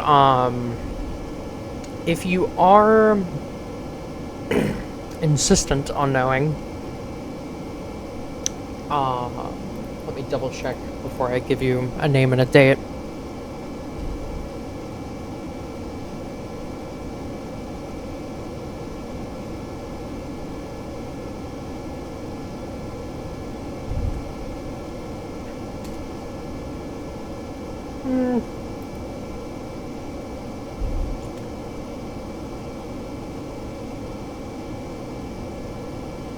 Wow, that is not even close to English. That is the exact same thing that I just typed.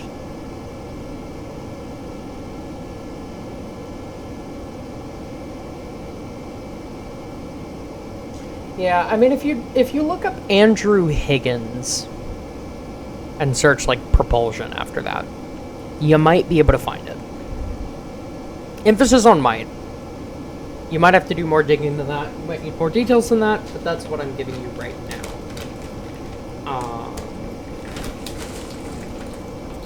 I will say the man wrote a paper on the subject, I believe this year, if not last year. Or, well, didn't write a paper. That's not doing justice to his co-authors, but worked on a paper. Okay. So...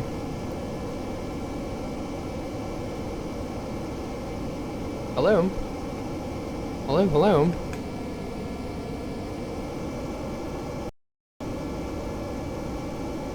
Oh, it's because I have this open. There we go. Okay, so, let's climb.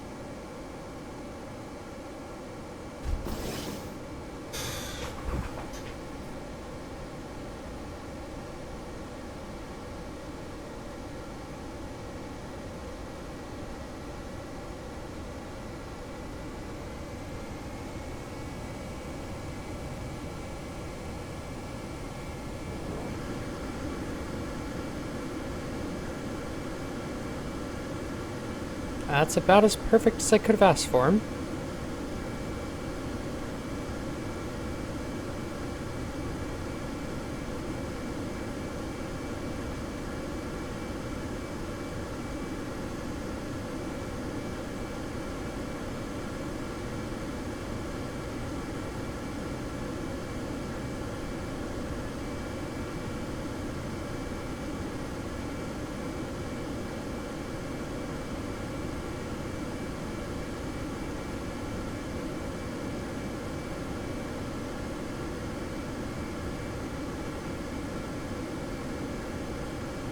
I just gotta really babysit this thing, so that we don't stall. Essentially. But I shouldn't run out of land. No, I shouldn't. Our stall speed up here is around about 270 is the thing. So we are cutting it close. I will say, Kerbal Boy, if you direct message me one final guess, I will say yes or no. You're the lucky contestant, I guess.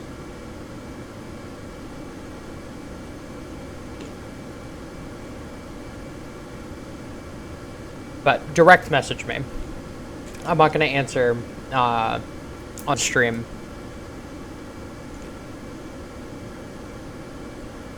Because that gives up the game, doesn't it? Okay.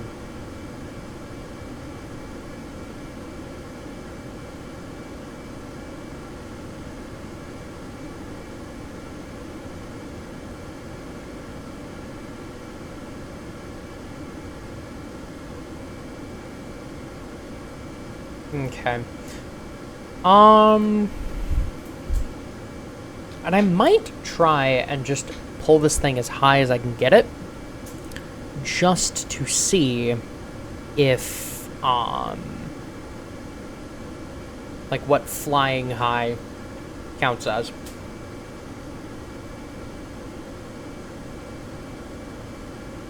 Bingo.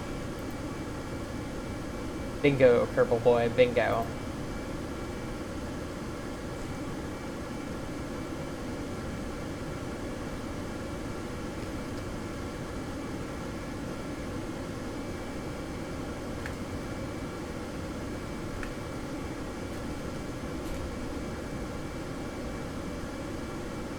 Yeah. Because I know you're gonna go crazy. I would go crazy too.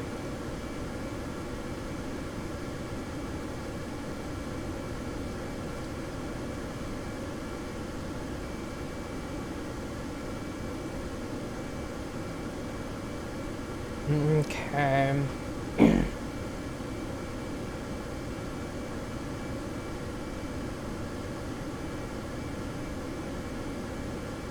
T-minus 10 seconds.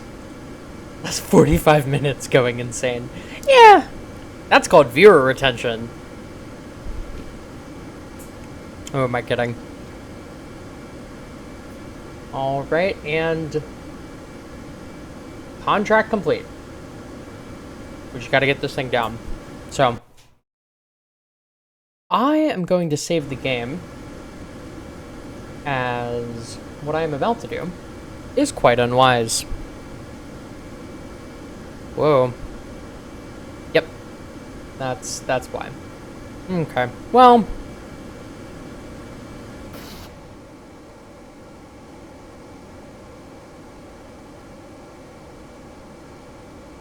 that is our, expected stall characteristic, I guess.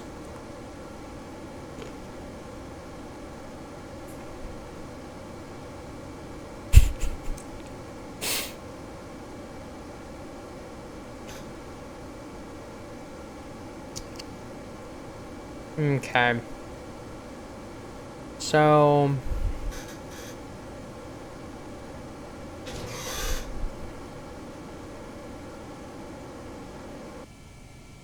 we'll just cut it. Whoa.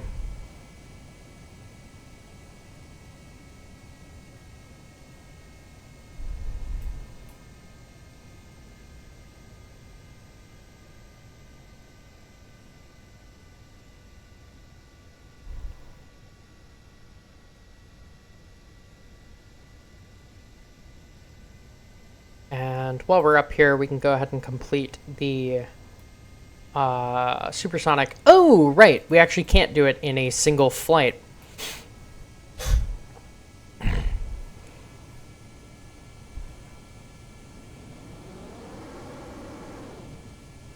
So we hardly need to.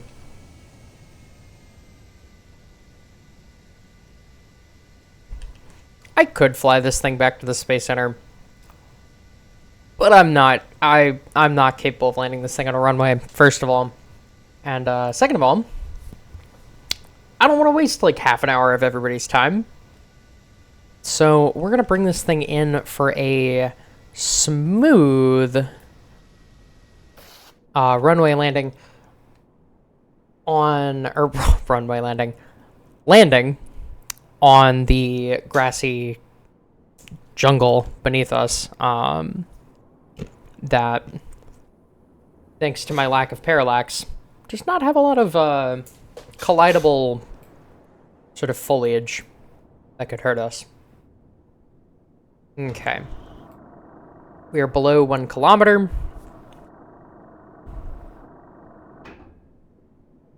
Gonna go ahead and deploy the gear. That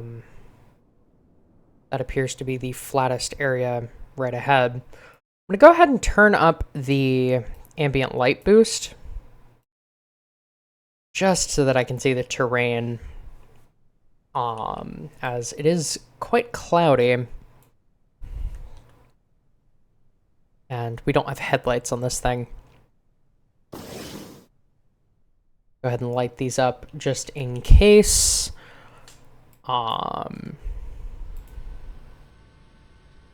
Get them a little bit warmed up.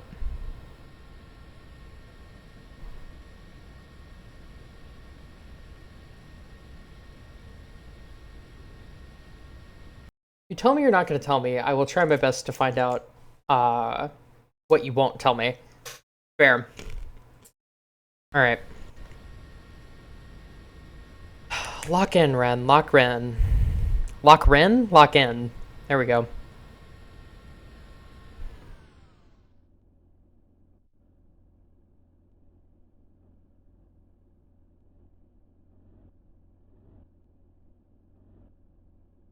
Okay. Terrain seam.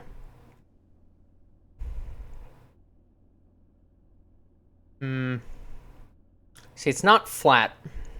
That's kind of the problem. We need to find a little bit flatter of land, which there appears to be some of ahead.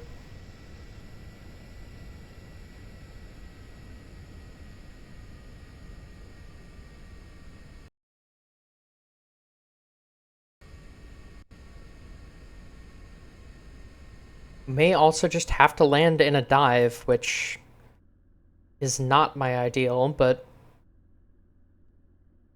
I'll do it if I have to.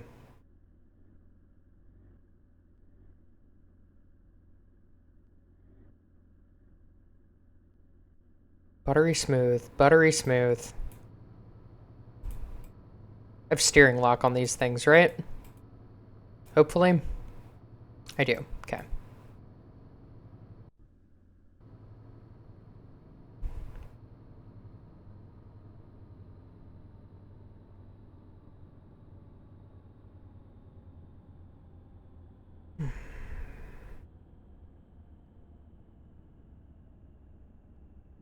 Thankfully, we are actually landing, appears a little bit uphill. That or very slightly downhill. Very slightly downhill.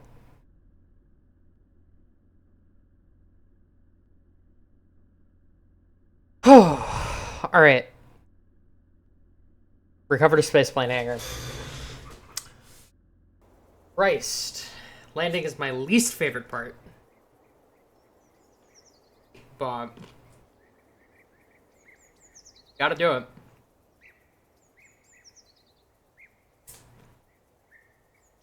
Alright. Give me a few minutes. I'm gonna take a short break, use the restroom. And then I'll be good to rock and roll after that. Oh, I'm also gonna turn down my ambient light boost because this looks terrible. Of course, I can't get exactly 10. Anyway, I'll be right back.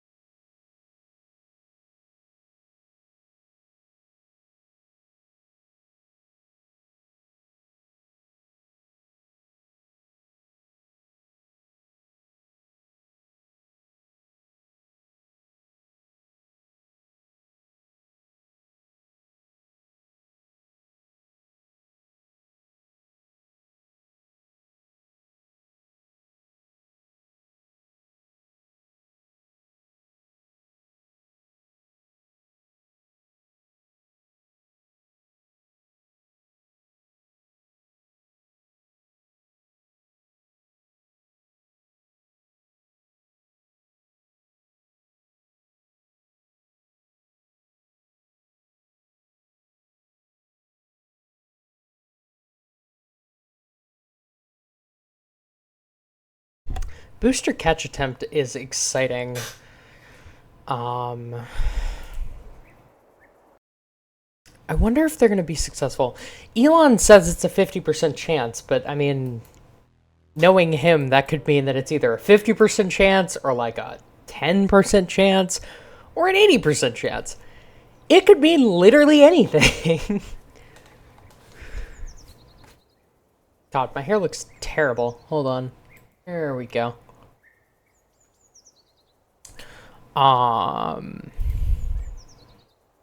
Research.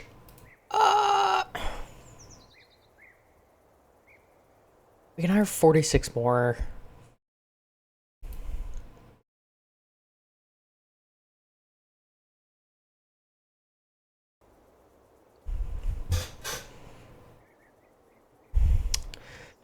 I think we're going to fly Miku again. And we're going to try and bring her to 25 kilometers.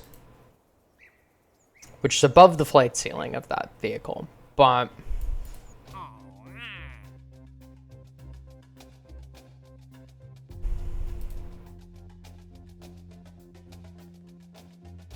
Raptor 3 looks too clean.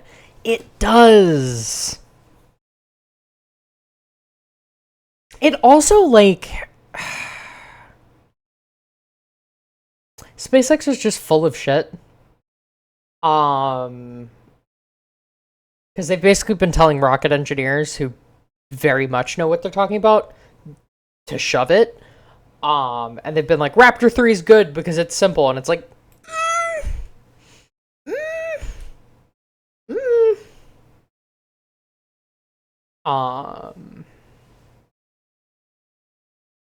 Okay, so that's not our Miku. There we go. So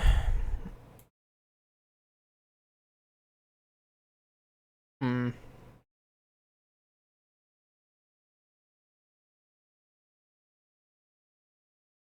wondering, right? I'm wondering if we put a couple of these on there.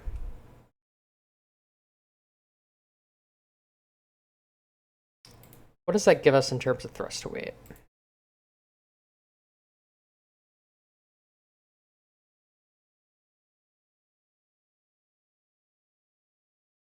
.69.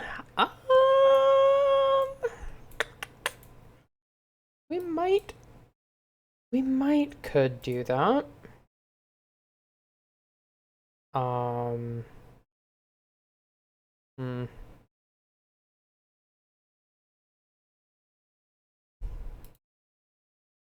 We can get about a minute of burn time out of sort of unused tankage.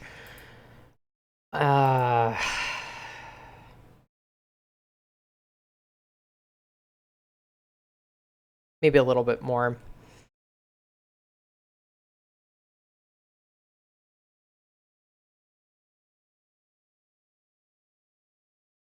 Yeah, 2 minutes of burn time. Let's call it. I wonder if that would be enough to reach 40 kilometers. That is kind of inherently my question. Is that enough? And B, will the plane even be able to fly at that altitude?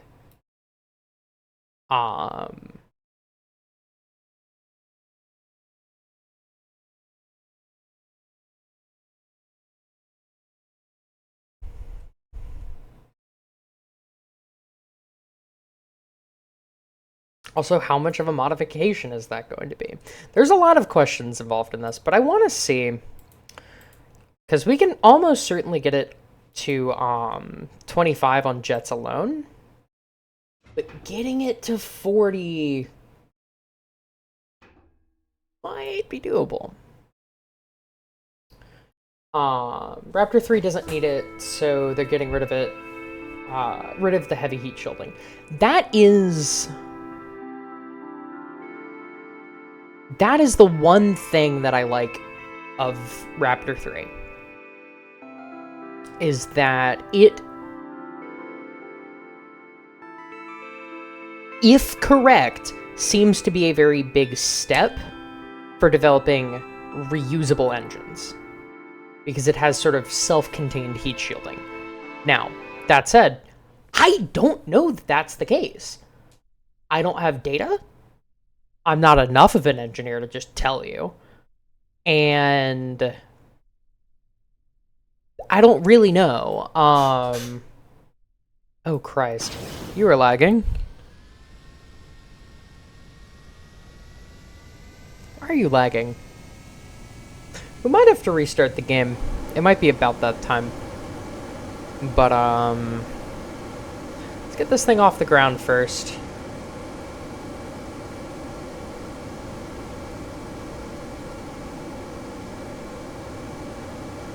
Come on, Miku. You can pull up. I promise.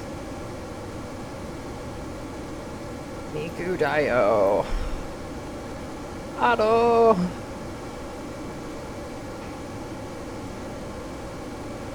Damn. Well, our gear broke. Don't do that.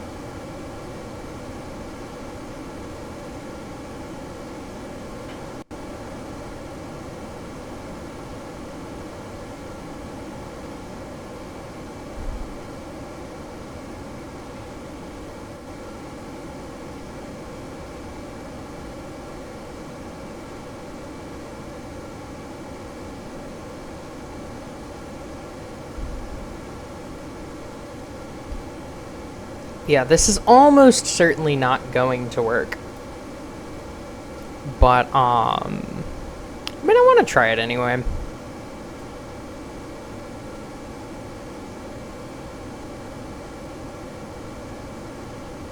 Surface info.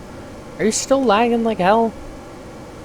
Not terribly so, but yes.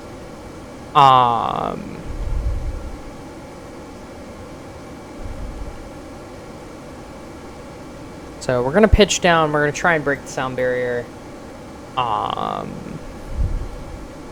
while still in a pretty steep climb. 0.95, 0.97. Vehicle supersonic. All right. Pull back just a little bit. We'll still be gaining speed, but we'll be climbing faster now. Climbing through 11.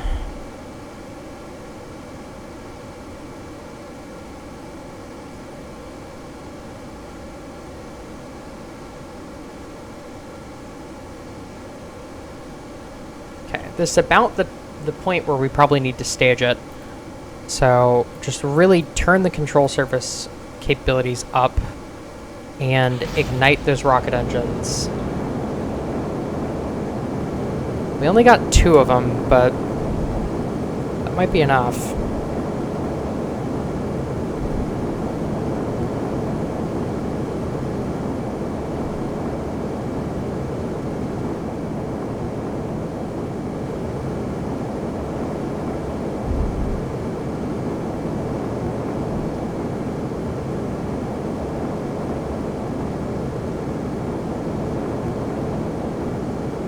On.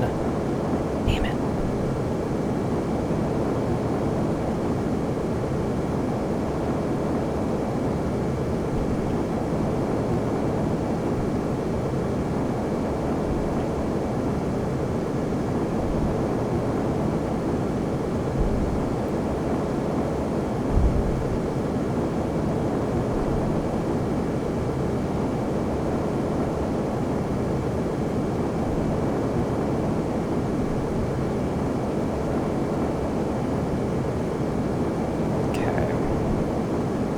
Once we hit 450, yeah, I'm gonna pull this thing up into quite a steep climb. Try and shoot from here for an altitude record.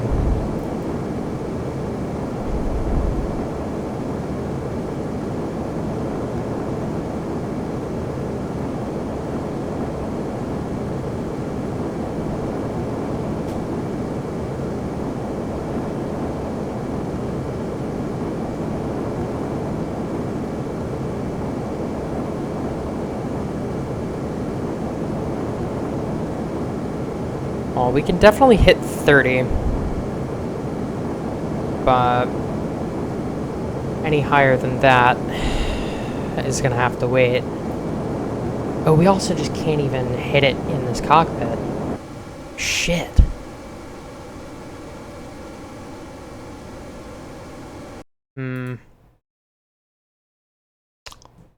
Let's just try and bring the unmodified Miku up to 25. We'll see about that. The reason Raptor 3 doesn't need heat shield is that the delicate components are internal. Yeah, that is also what I've heard. I just don't know how plausible that is for all of the delicate instruments, but time will tell.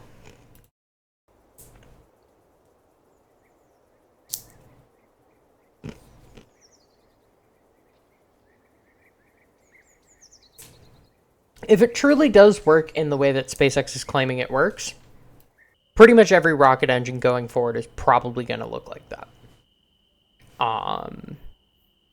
As there's quite little reason to not do that. Now, fuck, is she taking a break?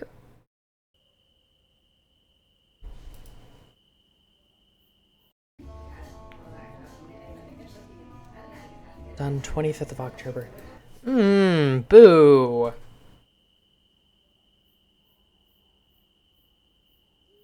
I wonder if we should hire a second astronaut.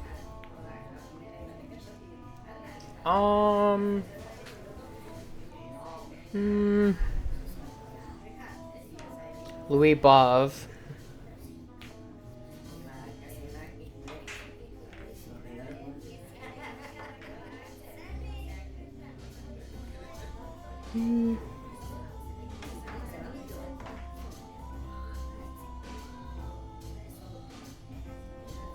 $5,000 is kind of a lot. We're just gonna hold off on it. We will warp until the 25th of October.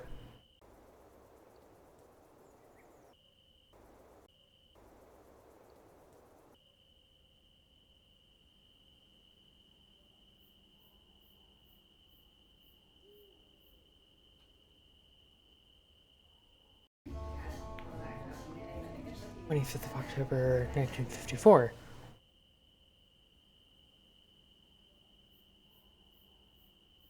Maybe she just needs a couple more hours.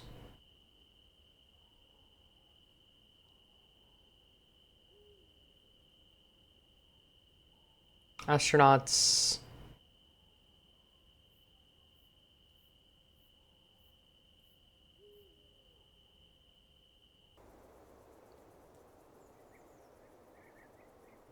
Okay. Warp to the next sunrise.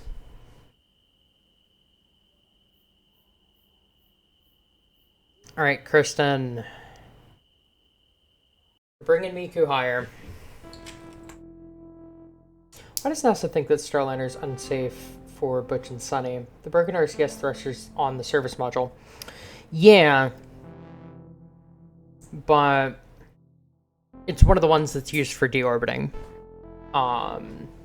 There's like 5 of them that are broken at this point. So there's no guarantee that they would be able to safely deorbit. They probably could. They almost certainly could. But there is a less than 1 in 207, or there's a greater than 1 in 207 risk, as I understand it. Which is their, like, safety standard. Ah, fuck, we gotta refuel it? Shit. Hold on.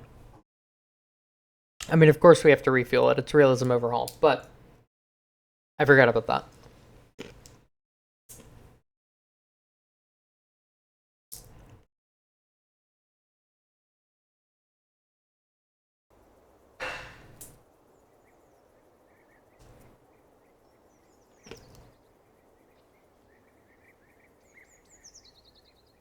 Thought it was only 1 thruster.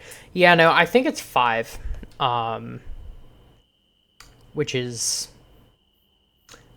worrying. Boeing quality standard moment, I guess. But, yeah. Second, even if it was only 1, that has reduced redundancy. And if Boeing only trusts their thrusters so much, that could still put them over. It's all about meeting these post-Columbia sort of safety standards that NASA has, that they should have, that I will add SpaceX of all companies, has hit these, has maintained these, and NASA has not worried about it. Boeing is the problem here. They need to get their shit together. But, I mean, we've been known that, haven't we?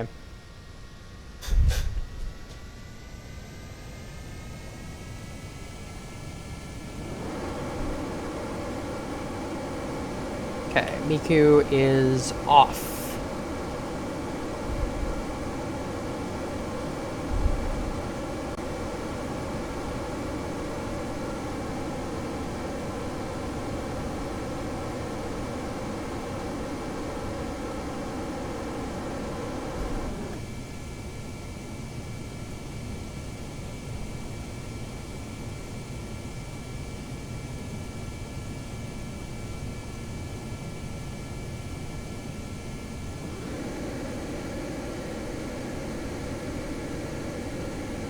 Vehicle is supersonic. Reduce thrust, reduce wing loading. And let's get to about 20 kilometers and whatever our top speed up there is going to be. We're going to try and rip this thing through 25 kilometers. Boeing about to send hitmen after Butch and Sunny after they land. Yeah. I mean, probably not, but yeah.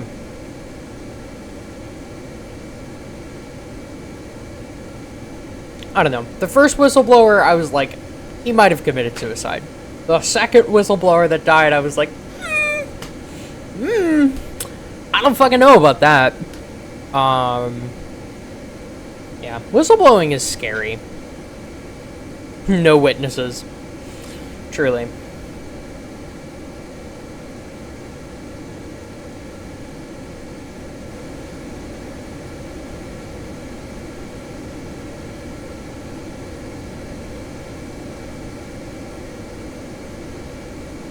We'll do flight from this perspective. I'm going to turn off my webcam just so that we really have the full immersive experience in the recording. But yeah.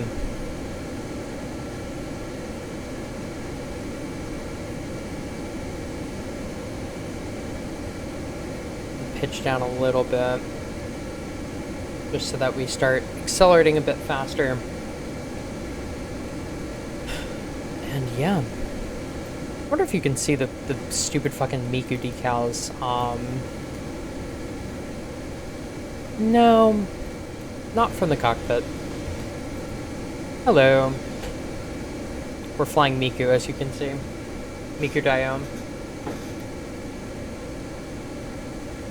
This is Caroline's first time seeing Miku. Wow. At least in flight. Look at her go. Look at her go. The Sonic decals definitely made it go faster. Is that the point? Kinda, yeah.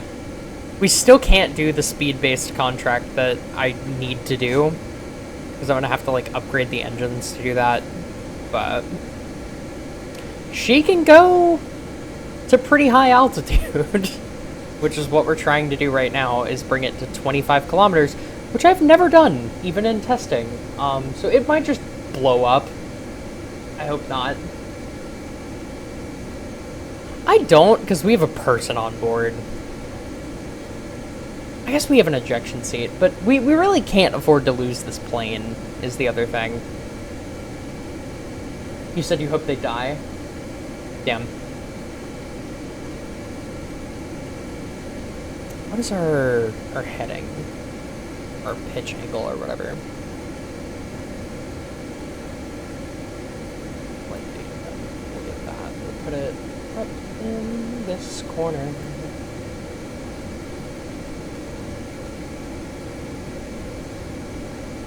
Angle of attack is 6.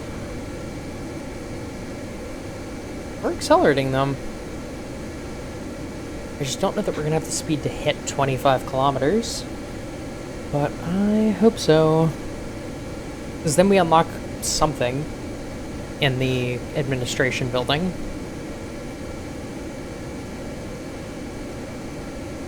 We probably want to burn off fuel before attempting it, but I'm impatient.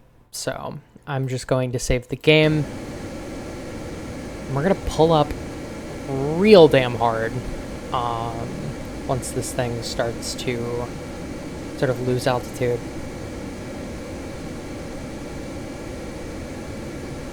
Okay. Pulling back.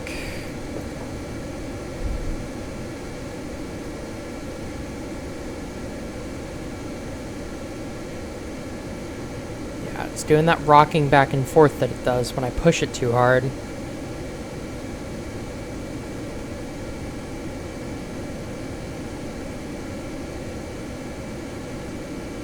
Yeah, there it is. I wonder if we improve that. Hold on. Because that might be it. Stop yawing, Miku. Stop it. Behave yourself.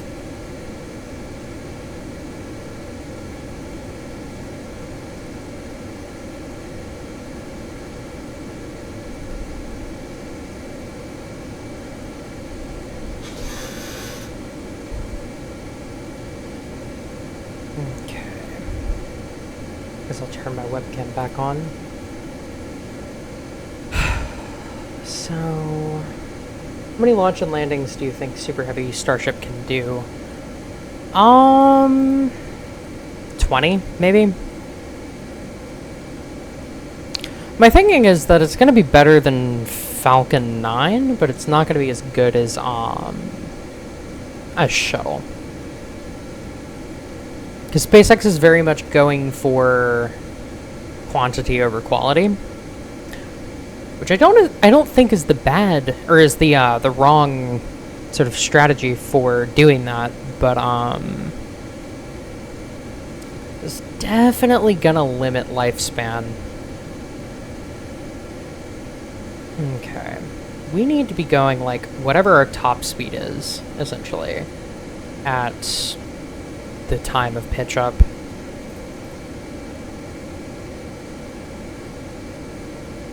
We're gonna punch these in for pitch a little bit.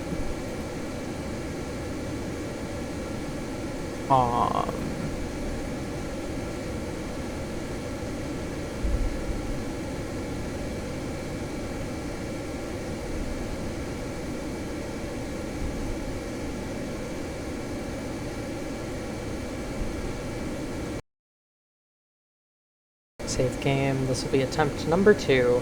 Falcon 9's record is 22. True. I don't know, 50, maybe? I think it'll be halfway between what Falcon 9 can do and Shuttle. I think that Starship is going to have much less than Super Heavy, given it's going to orbit.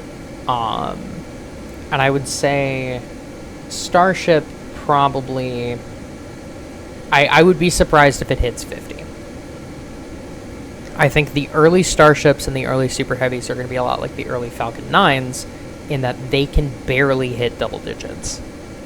Because SpaceX is known for breaking a little, flying a little, and that comes with teething problems. But yeah, quantity is better for Mars missions. Quantity is also just better for commercial rockets, unless you need an insane cadence that requires long-term reuse. And that really only becomes an issue if you're flying an individual vehicle every week or so.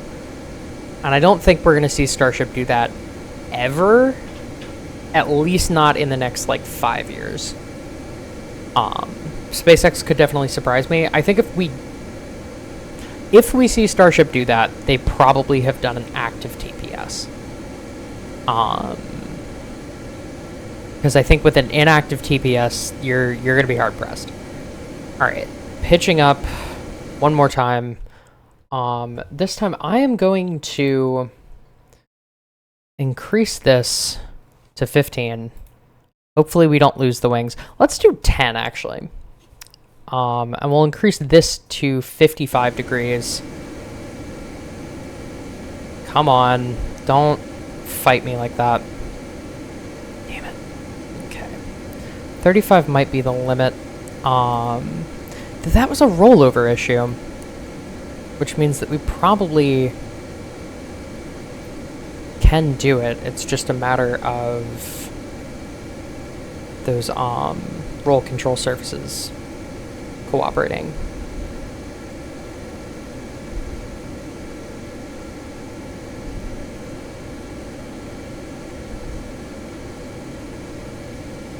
God, we're gonna get the damn thing into a flat spin at this rate.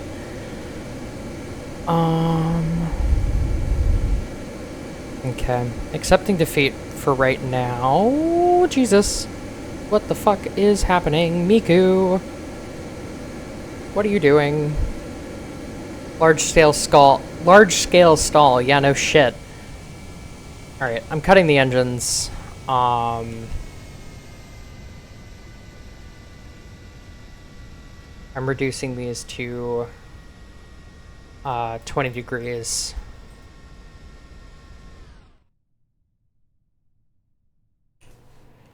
Okay.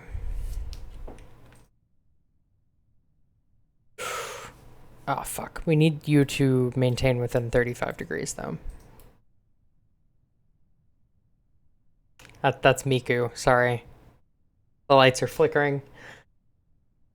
Alright. Come on, baby. Come on, baby. Doing a lot of off-the-cuff adjustments.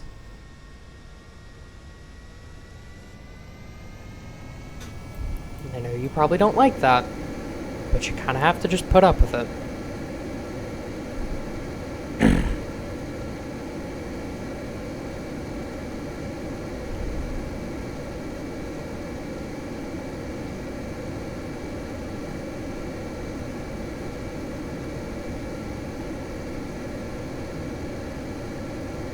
Let's see here.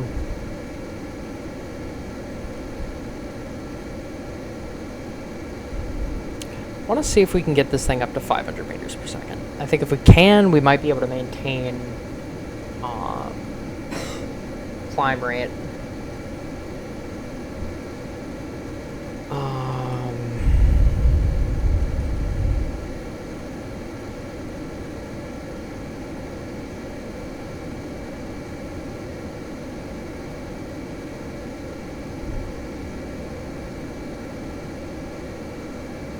Gonna have high dynamic pressure probably this entire ascent, but yeah, we're heading southwest, which is a safe direction. We have landable terrain that entire way. 492 meters per second. Well, we've done our supersonic, which is the other thing that we needed to get done.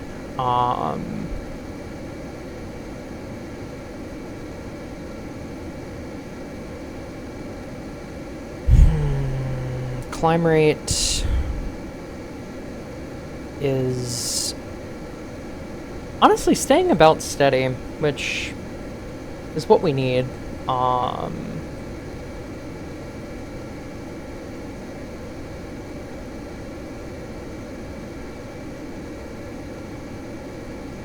Let's see what this thing's top speed is going to be, and then we'll take it from there. Delta V stats. Okay, we got about 9 minutes left in the tank.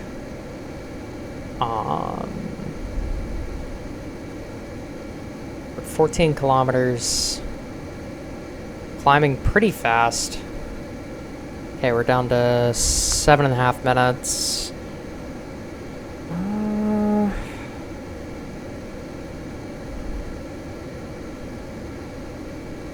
I think 5 minutes is where we call it. How not to land an orbital rocket booster video of Starship Super Heavy. I agree. I think that's gonna happen in the next, like, probably, say 24 months, 2 years. There's a video online where an F-22 takes off, pulls itself into a flat spin only a few thousand feet above the ground, and then pulls out of the flat spin like it's nothing. Yeah, Miku can't do that, though. Miku's not a fighter like that.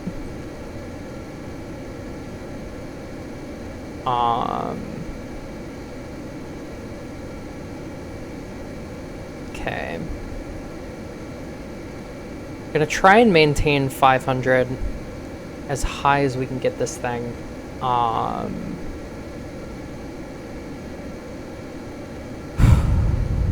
You know what? I'm just gonna accept that this thing's a glider on the way down, and that we truly, beggars can't be choosers, this thing. 482 is our best that we have done. Gonna crank that. I'm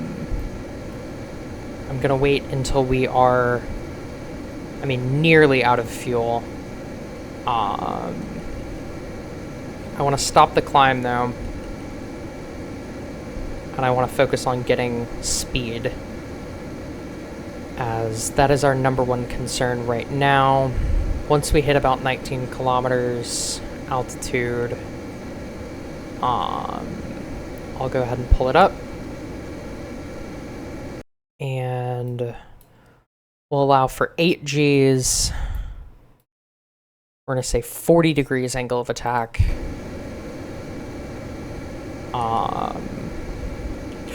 Fuck. Shit. Nearly had it. Come on. Pull up. Damn it.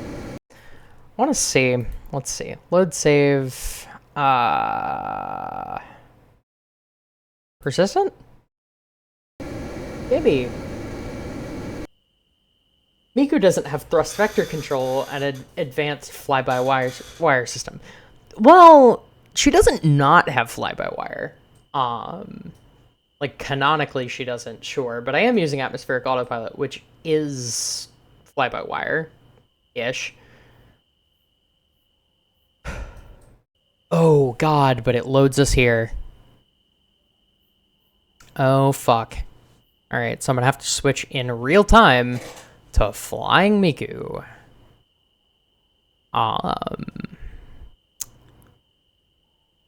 Yikes.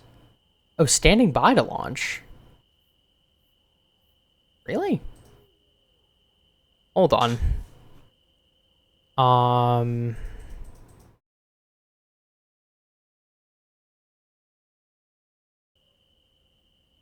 I'm gonna just hold F9 to quick load. And hopefully that takes me to where I need to be. I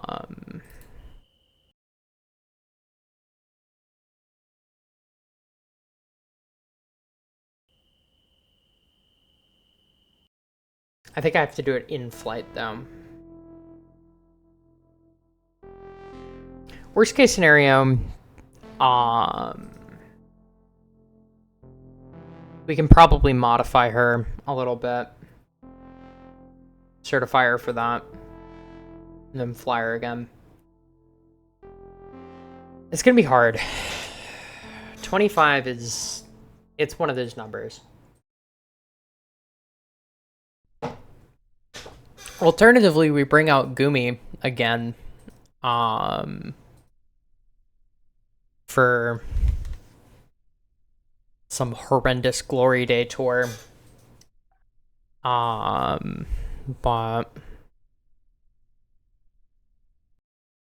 we'll see.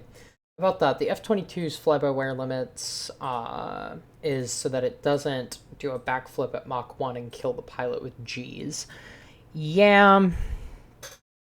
Yeah, my fly-by-wire limits are so that this thing doesn't throw a tantrum and get really mad.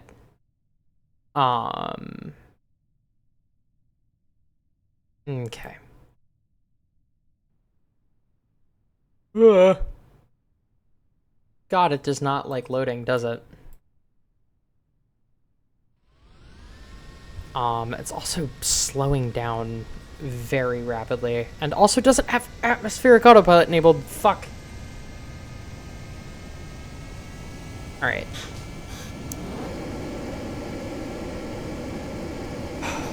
Miku, Miku. What are we gonna do with you? What'd you say? Ooh, Miku, ooh.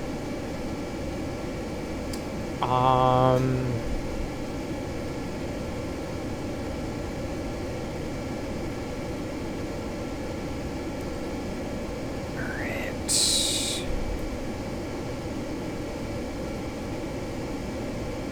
We'll do 35.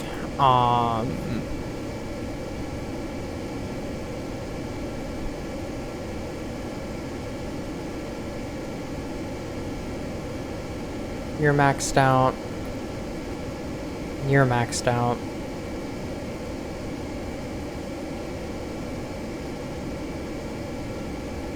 And, I mean, we're rapidly approaching what I would consider to be our sort of top sustainable speed, at least. Gonna nose down, hopefully not to the point where we lose a ton of altitude, but I don't know. What I will say is that if we, well, two things. First of all, if we can't do this, we probably can with the upgraded engines. And second of all, the lower we start our climb, the better, as that is going to give us more stability. So I'm gonna just kind of step my climb and work on pulling up gently.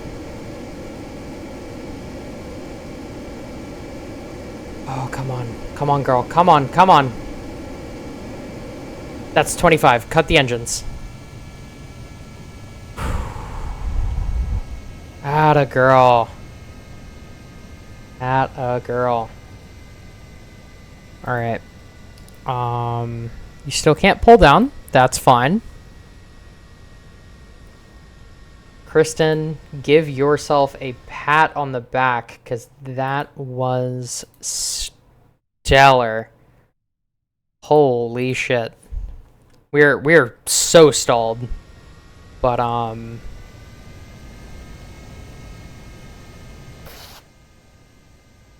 gonna go ahead and down select.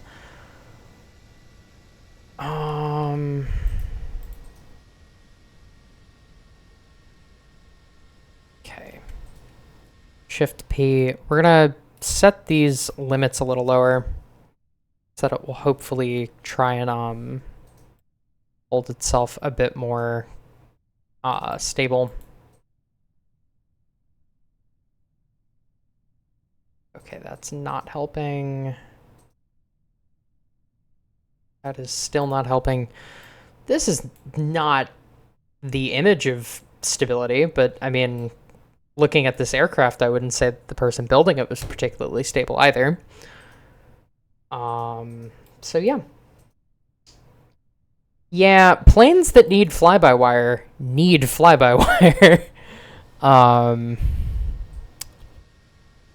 It is not a suggestion, I would say. Okay. So we are going to need you to pull out of the dive, sweetheart.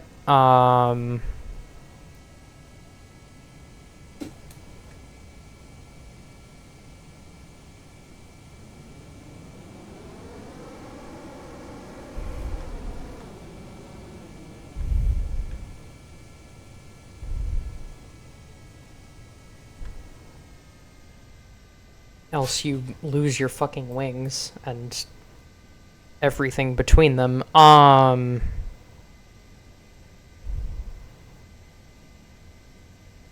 But yeah.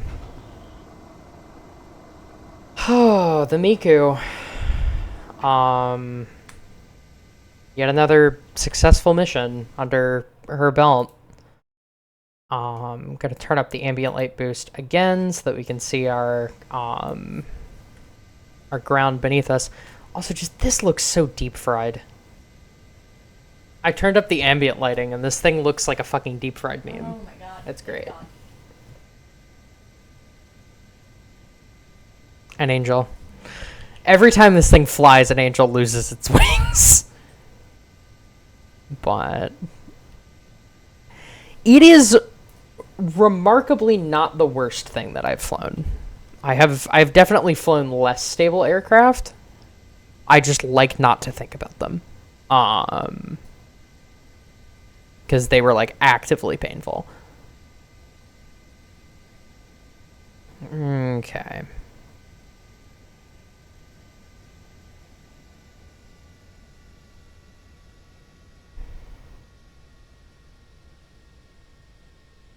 Whoa, I tabbed out. Really bad time.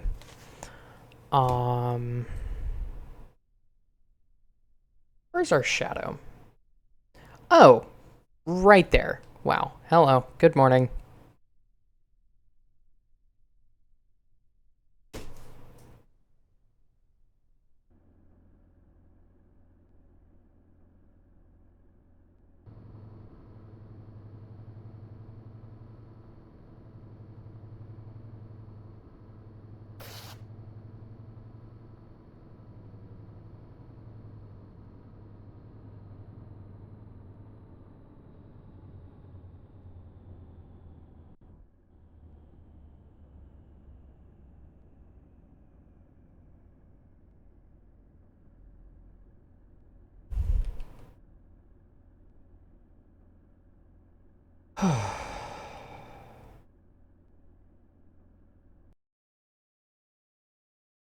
Okay.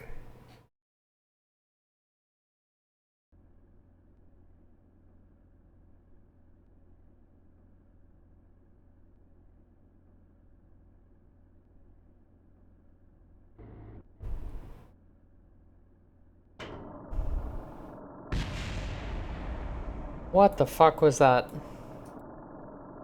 Ah, shit, the center engine.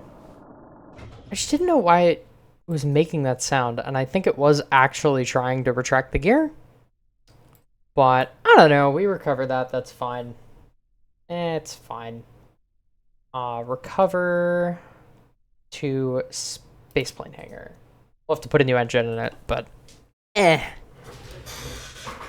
call that maintenance.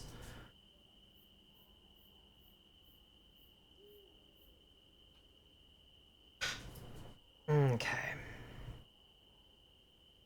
That is probably the last time that I'm going to fly that thing today, because I'm getting nervous at the thought of flying it a third time. Because we're going to lose somebody if I try that. Ready for next assignment. Really? Oh, no, you're not. Okay. Well, I guess we might can fly it again if we go for the upgraded version.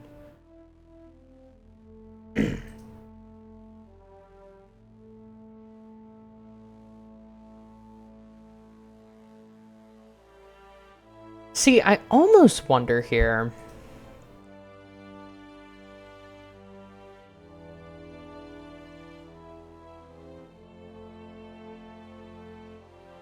Because this thing's capable of up to Mach 3. So I almost wonder if we can do the combined cycle ramjet, put that on Miku, have the X2A, and have this thing be capable of flying significantly faster, hopefully a bit higher.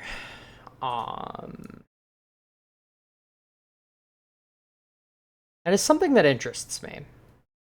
I don't know how much I believe that it's doable, but it does interest me.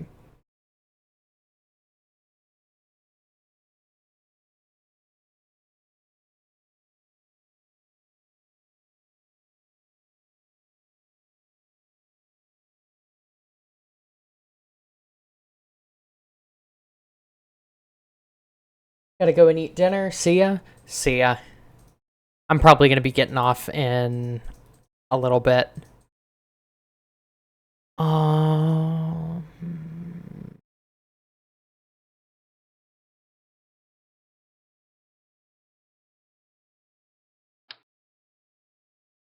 Oh, this thing is big as hell. Yeah, that will not fit on the Miku. What the fuck is this from?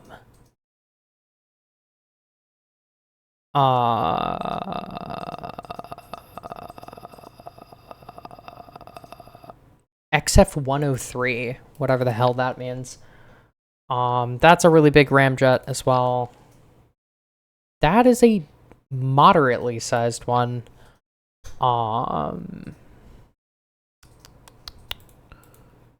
That might be flyable. Mach 2.75 is that thing's design speed.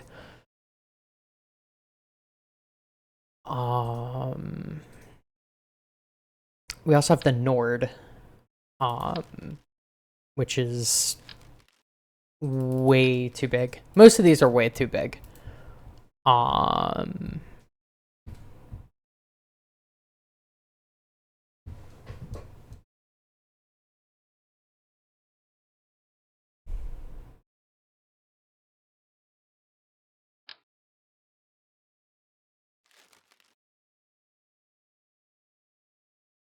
Ooh. See, we can almost use that, but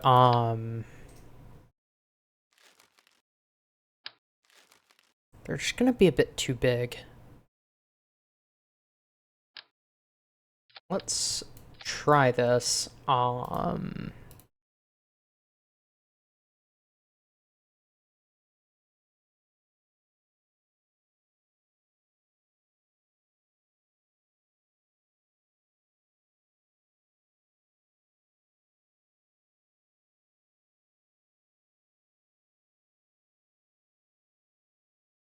Action group 2 will toggle that. Action group 1 will toggle these. And I mean, let's see. Toggle gear. Toggle gear.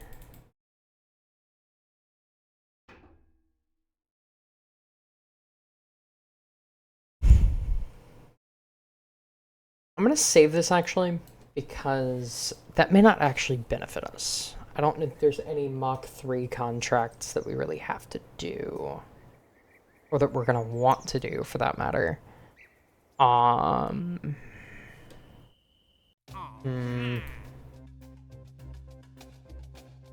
there's this one for Mach 2 Supersonic. But, I mean...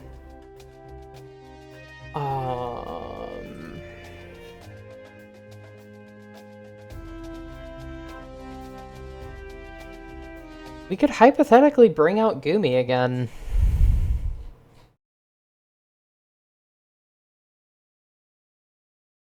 We would just be launching the damn thing straight up, but that's not terrible.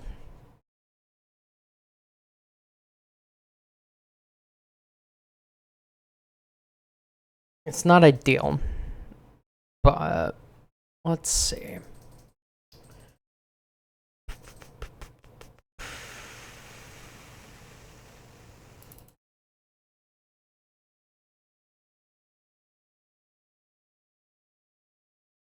So the X1 is Gumi with an I or an E? Or I or a Y? Okay, that's what I thought. So the X1 Gumi,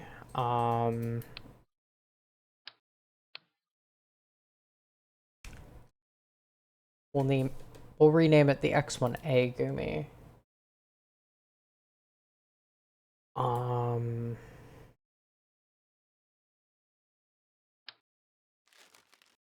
1305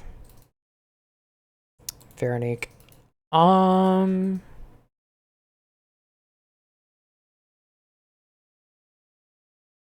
Ground support clamps, yeah.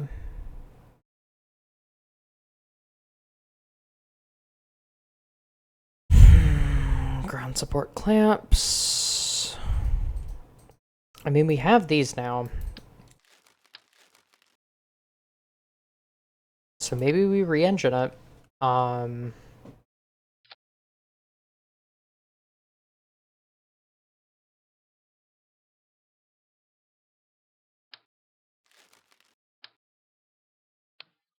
And we can air launch it now. Which means that we don't have to worry about that. We're not really trying to get Veronique data anymore. We can build it with an aluminum fuselage rather than a steel one.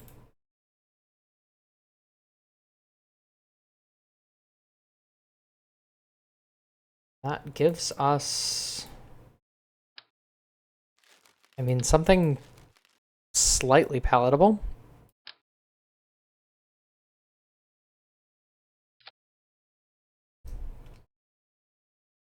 Let's see.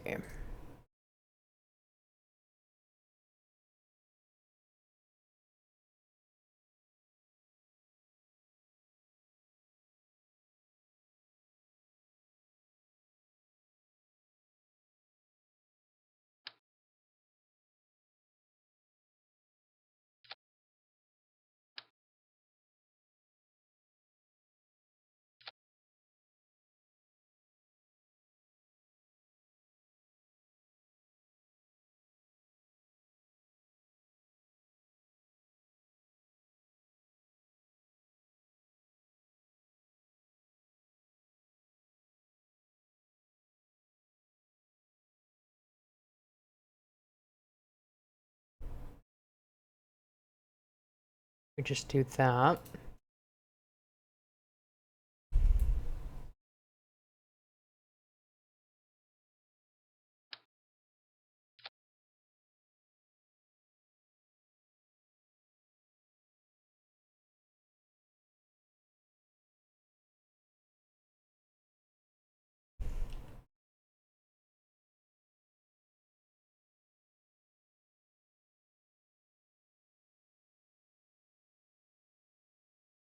What is like, I'm gonna look up the Gumi color scheme.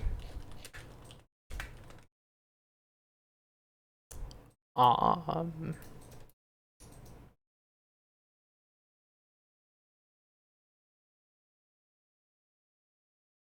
that is like a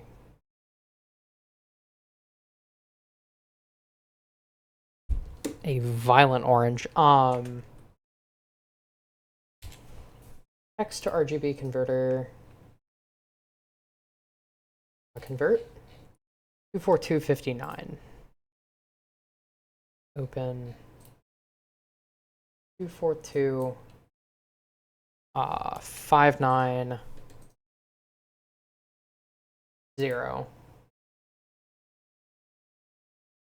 Oh, why is this checkered? I kind of like that though.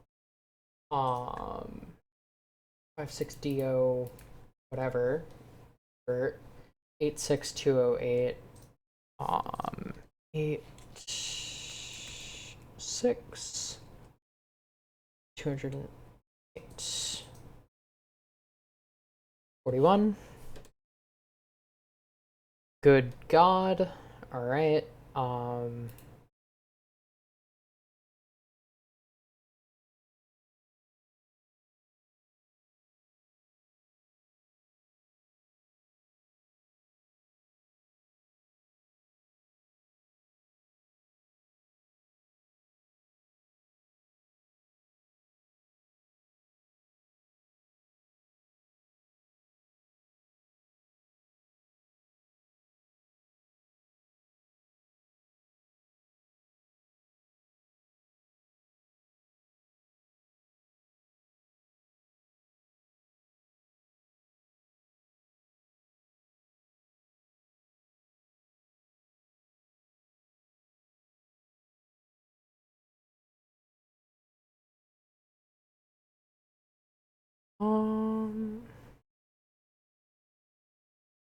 that's That's Gumi colored.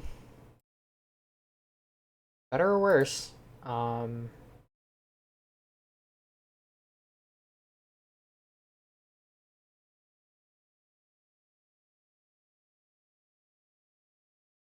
I'm gonna have to get a shitty PNG of Gumi to put on the plane. But I think we might be bringing this thing out of retirement.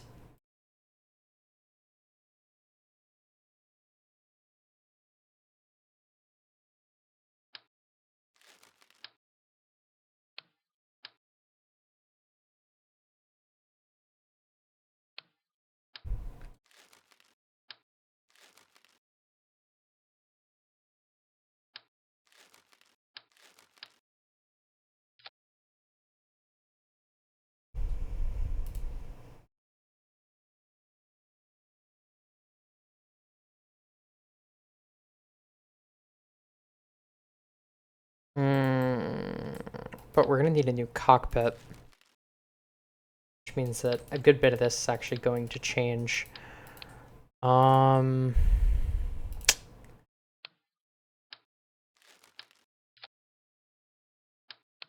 right. So conventional structure.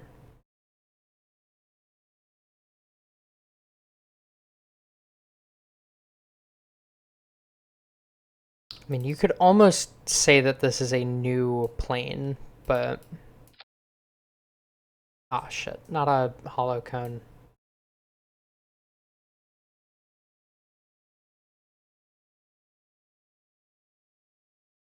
Is it 165? Then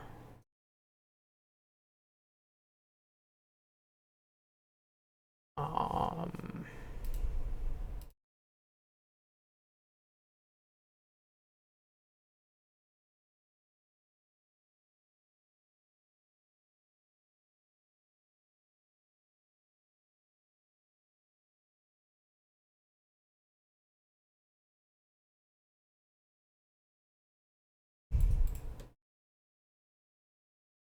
open, load color, load color. Open, load color. Load color. You just load pattern. There we go. This is hideous. I like it. um Oh, but it's gonna be way overweight. Hmm.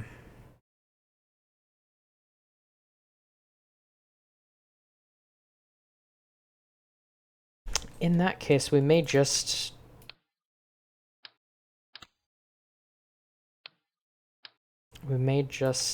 have to redo this thing from scratch.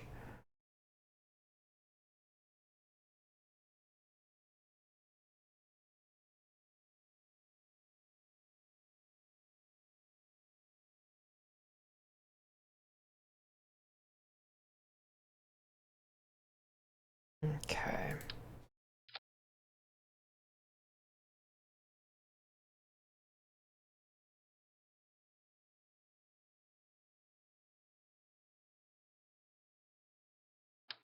Let's see.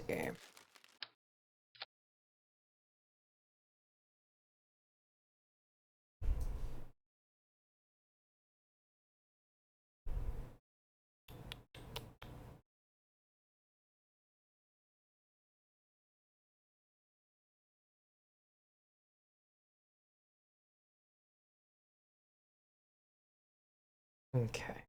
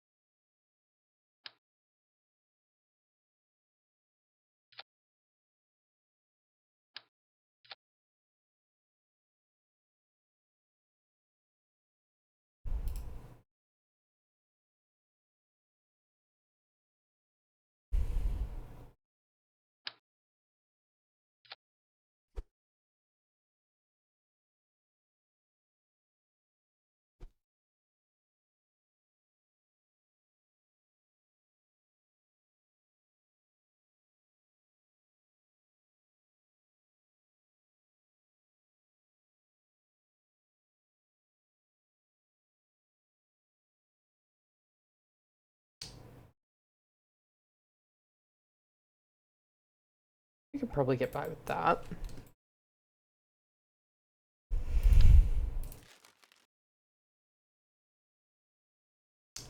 We're gonna want 2, I think.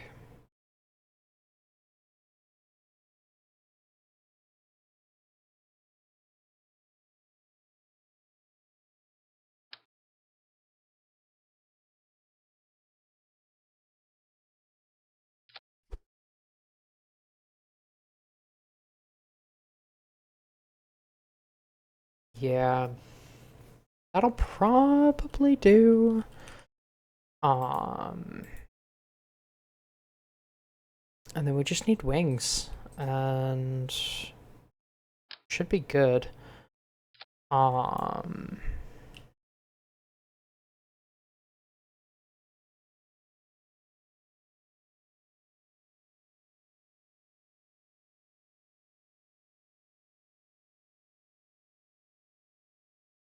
Let's see.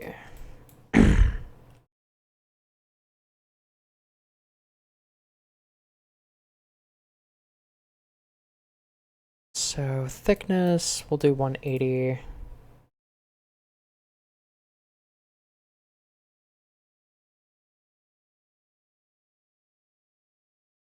Oops.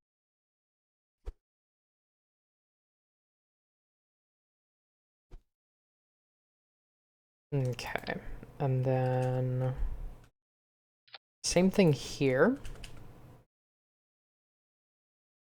except we will do this sort of thing. We'll put all moving wings either side that are going to be about that thick or so. And it'll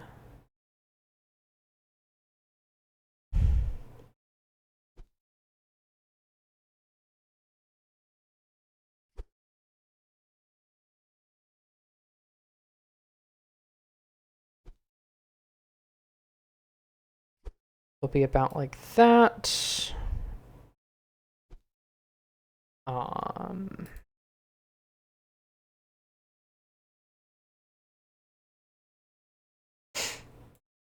And then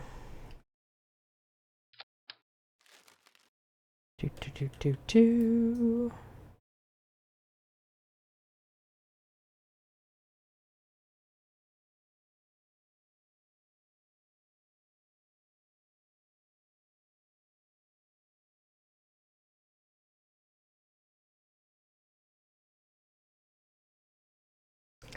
It's a bit large. Hold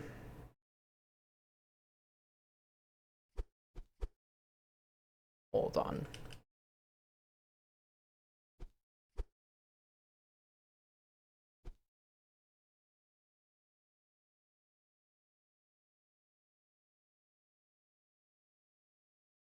Something like that. And then control surface, supersonic. Thickness of what, 165?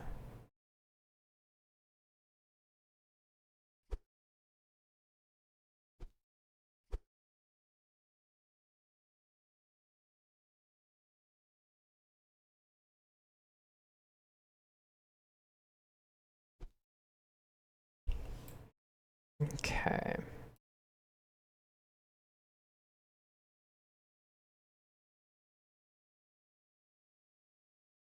Bright green, naturally.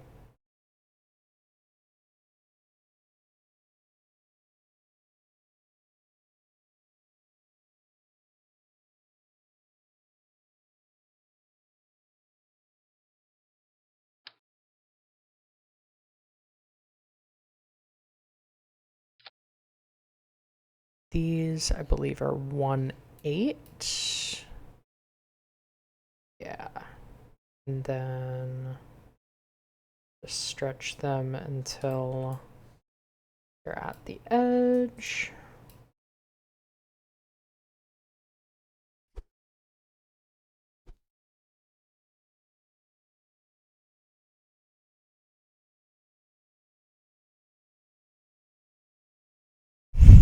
And this thing is hideous. How do you like Gumi? Yeah. It does look like some weird, like, rocket pop. Like, the worst flavor, though. It's like lime and orange. Or green apple and orange, Jesus.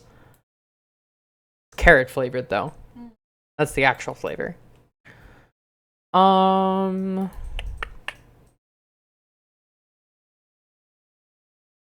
think that fits. We'll check before building it, but I'm pretty sure that fits.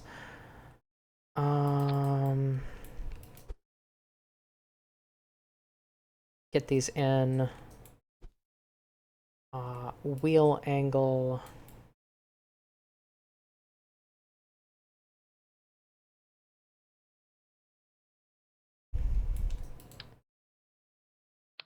Really wide landing profile. Absolutely stanced. And these can support what? 20?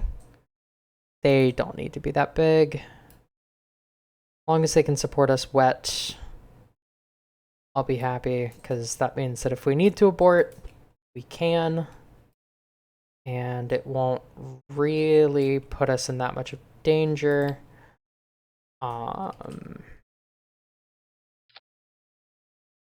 But yeah, strut extension, wheel angle, then just really get that one in there. Because we want the rear wheels to touch first.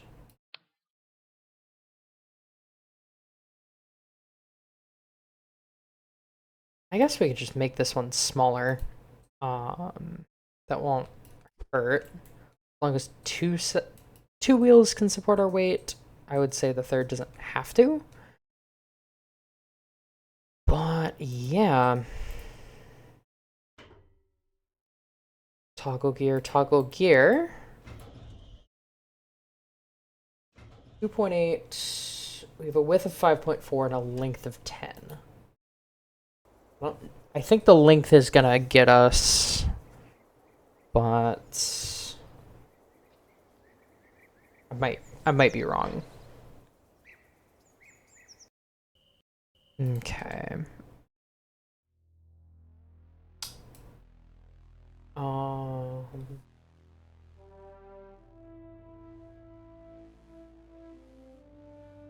13, 7, 17. We are good. Alright. I'm gonna airdrop this thing, and I'm gonna see if it can reach 40 kilometers, and if it can, we're building it.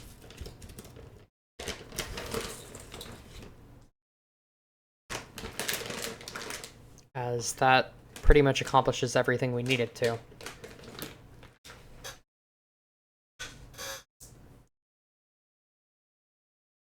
If it can go hypersonic, great. If it can go,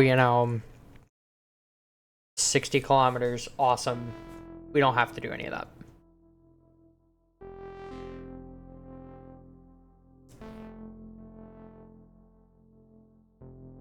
I hope it put a pilot in this.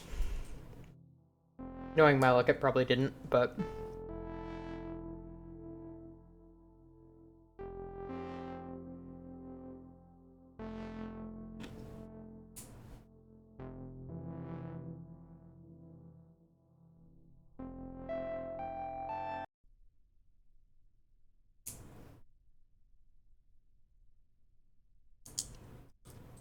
Nope.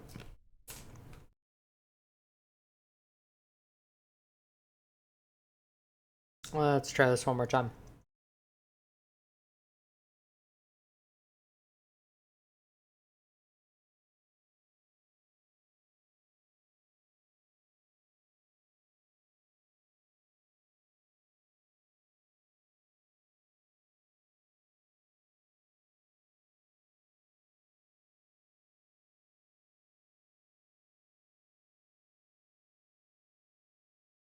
Disable part failures.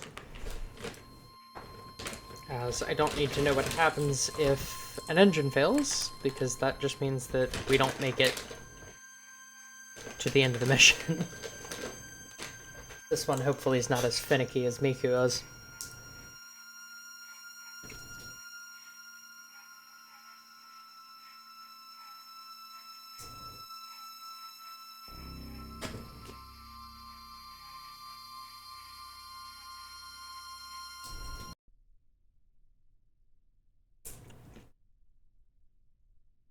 And hopefully this Gumi is not as much of a death trap as the other one was.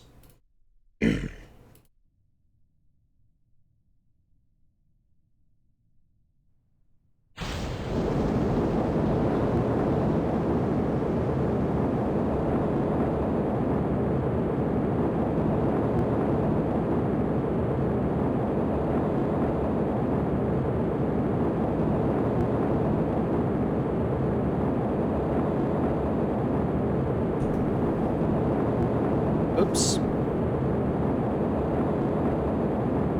No uncommanded rollovers, Gumi. Bad.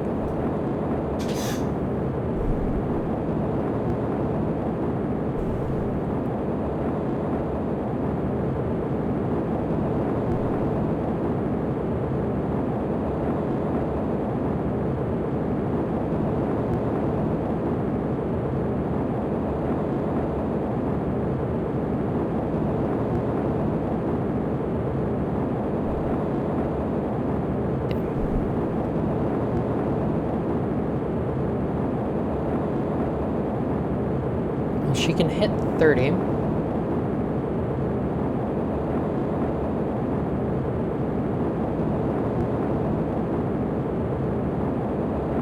don't know why it's killing the pilot, though. But we're locked into a pitch-up command, which means that we will know if we can hit 30 or hit 40. This will be a decent demonstration of what our peak altitude will be. Just like 50, Jesus.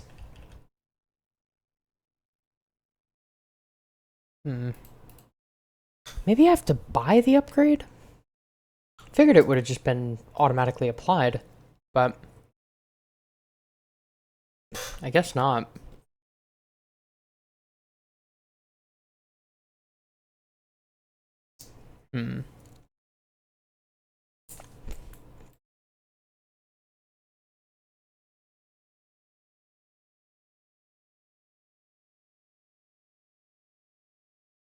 I don't see any way that we can enable it, which means that it's probably a thing that we have to buy.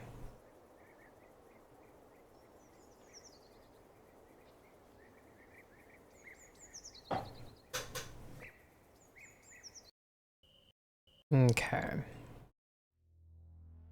Let's see here. Yes, 5,000. We bought that.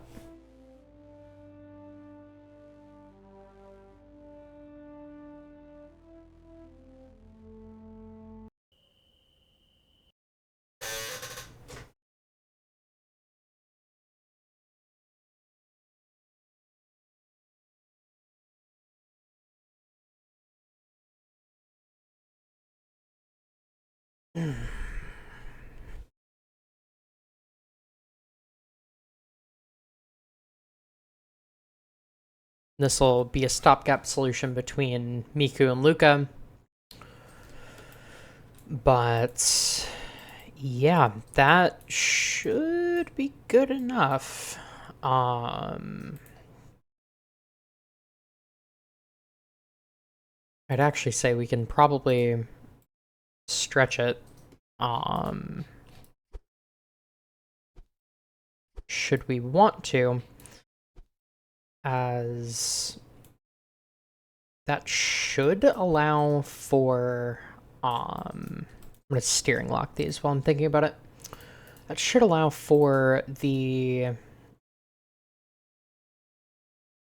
craft to get a little higher still.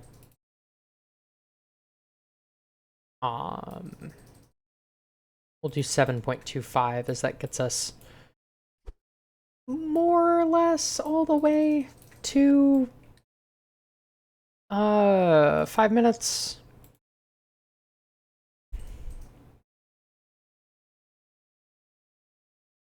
Okay. And then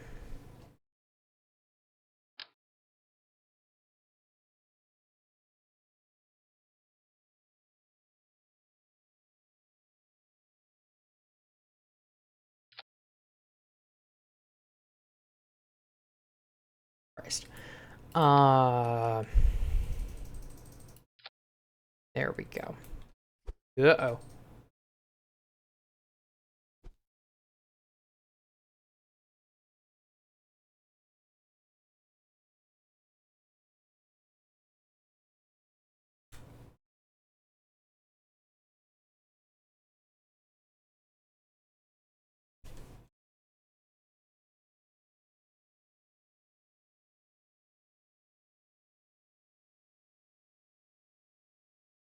Does Gumi have like a third color?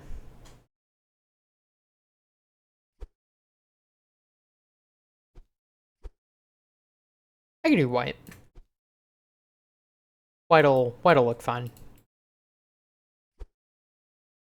We'll get some shitty JPEG of Gumi to put on this thing once it's actually flight certified, but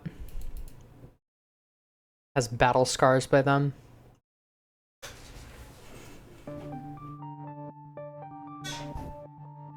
Actually see in the preview how much that weighed. If it's 11.7, we can't do it.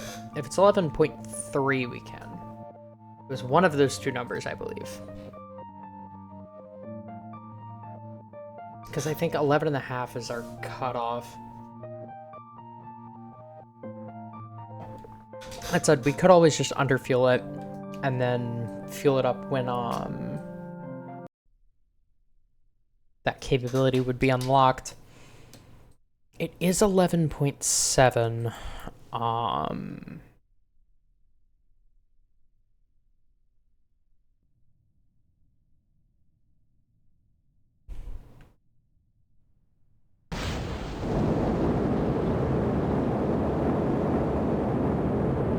Climb, girl, climb.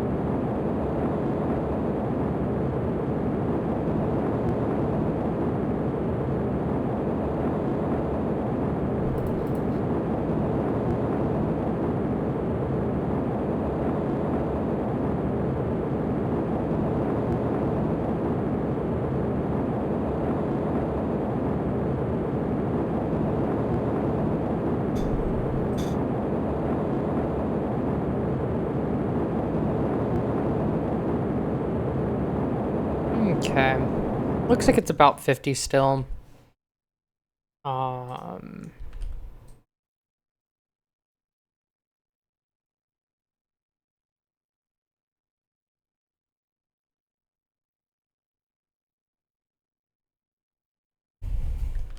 And maybe Mach 3 for top speed.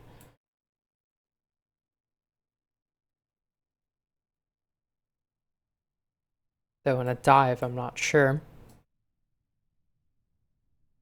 We hypothetically could get this thing up to hypersonic speed, probably.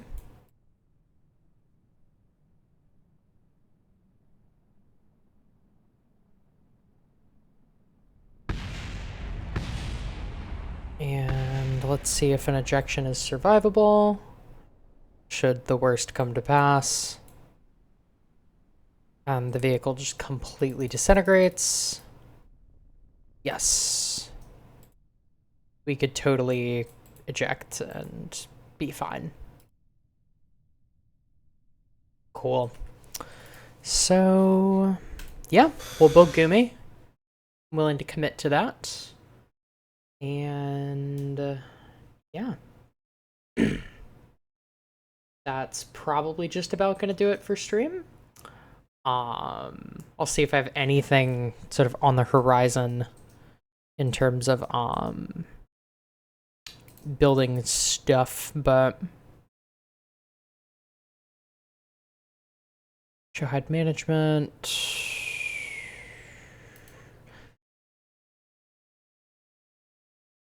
Engineers. Okay. Acknowledge. What the fuck do you mean, failed editor shanks? Oh, right, because we have to, like, equip the hangar to be able to deal with this shit. Right. Hold on. So we'll warp to that, and then we'll see how long it's going to take to build. And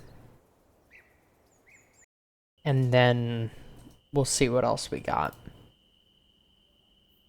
Hangar, 2 days to modify. Okay.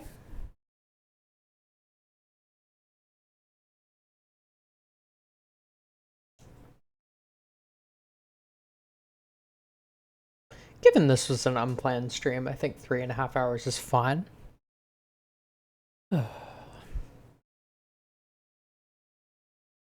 Also almost 5 o'clock. But let's see. So we're still recovering Miku. She's 8 days from recovery.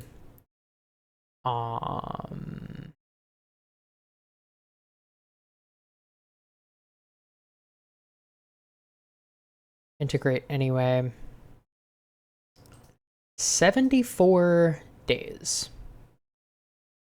That is not bad at all. For Miku, maximum of 25.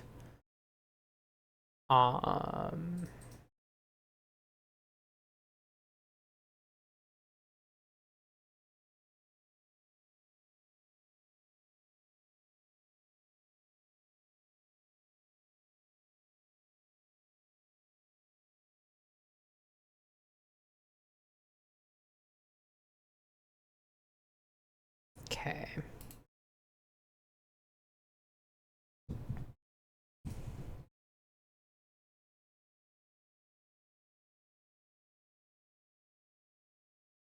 Save and leave. And I guess the last thing that I want to do before I get off stream is just check what we unlocked in the administration building. Flight leader. Okay.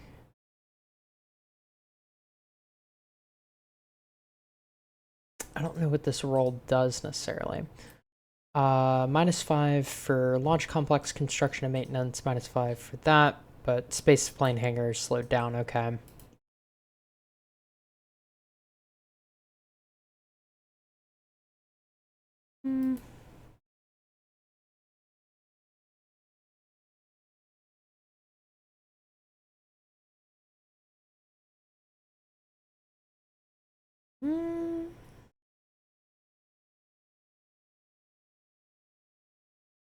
Don't know what launch complex efficiency is, but that doesn't sound terrible.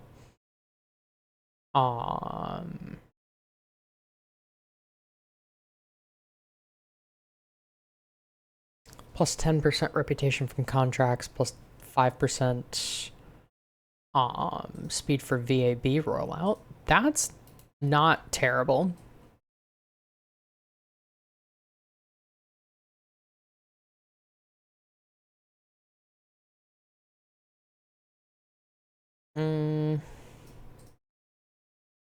Between Chris Kraft and Gene Kranz,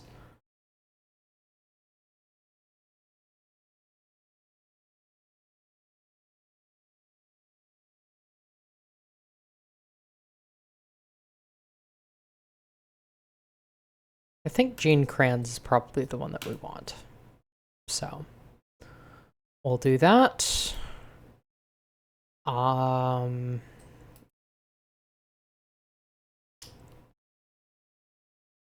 No leader for chief designer quite yet, but yeah, we should have that unlocked soon, because we're gonna have this. Is this air lightable, or is this only ground lit?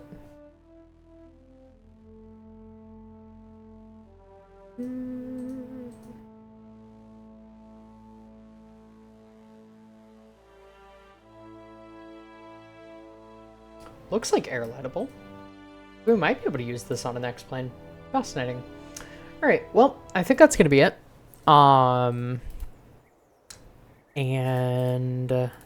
Yeah, to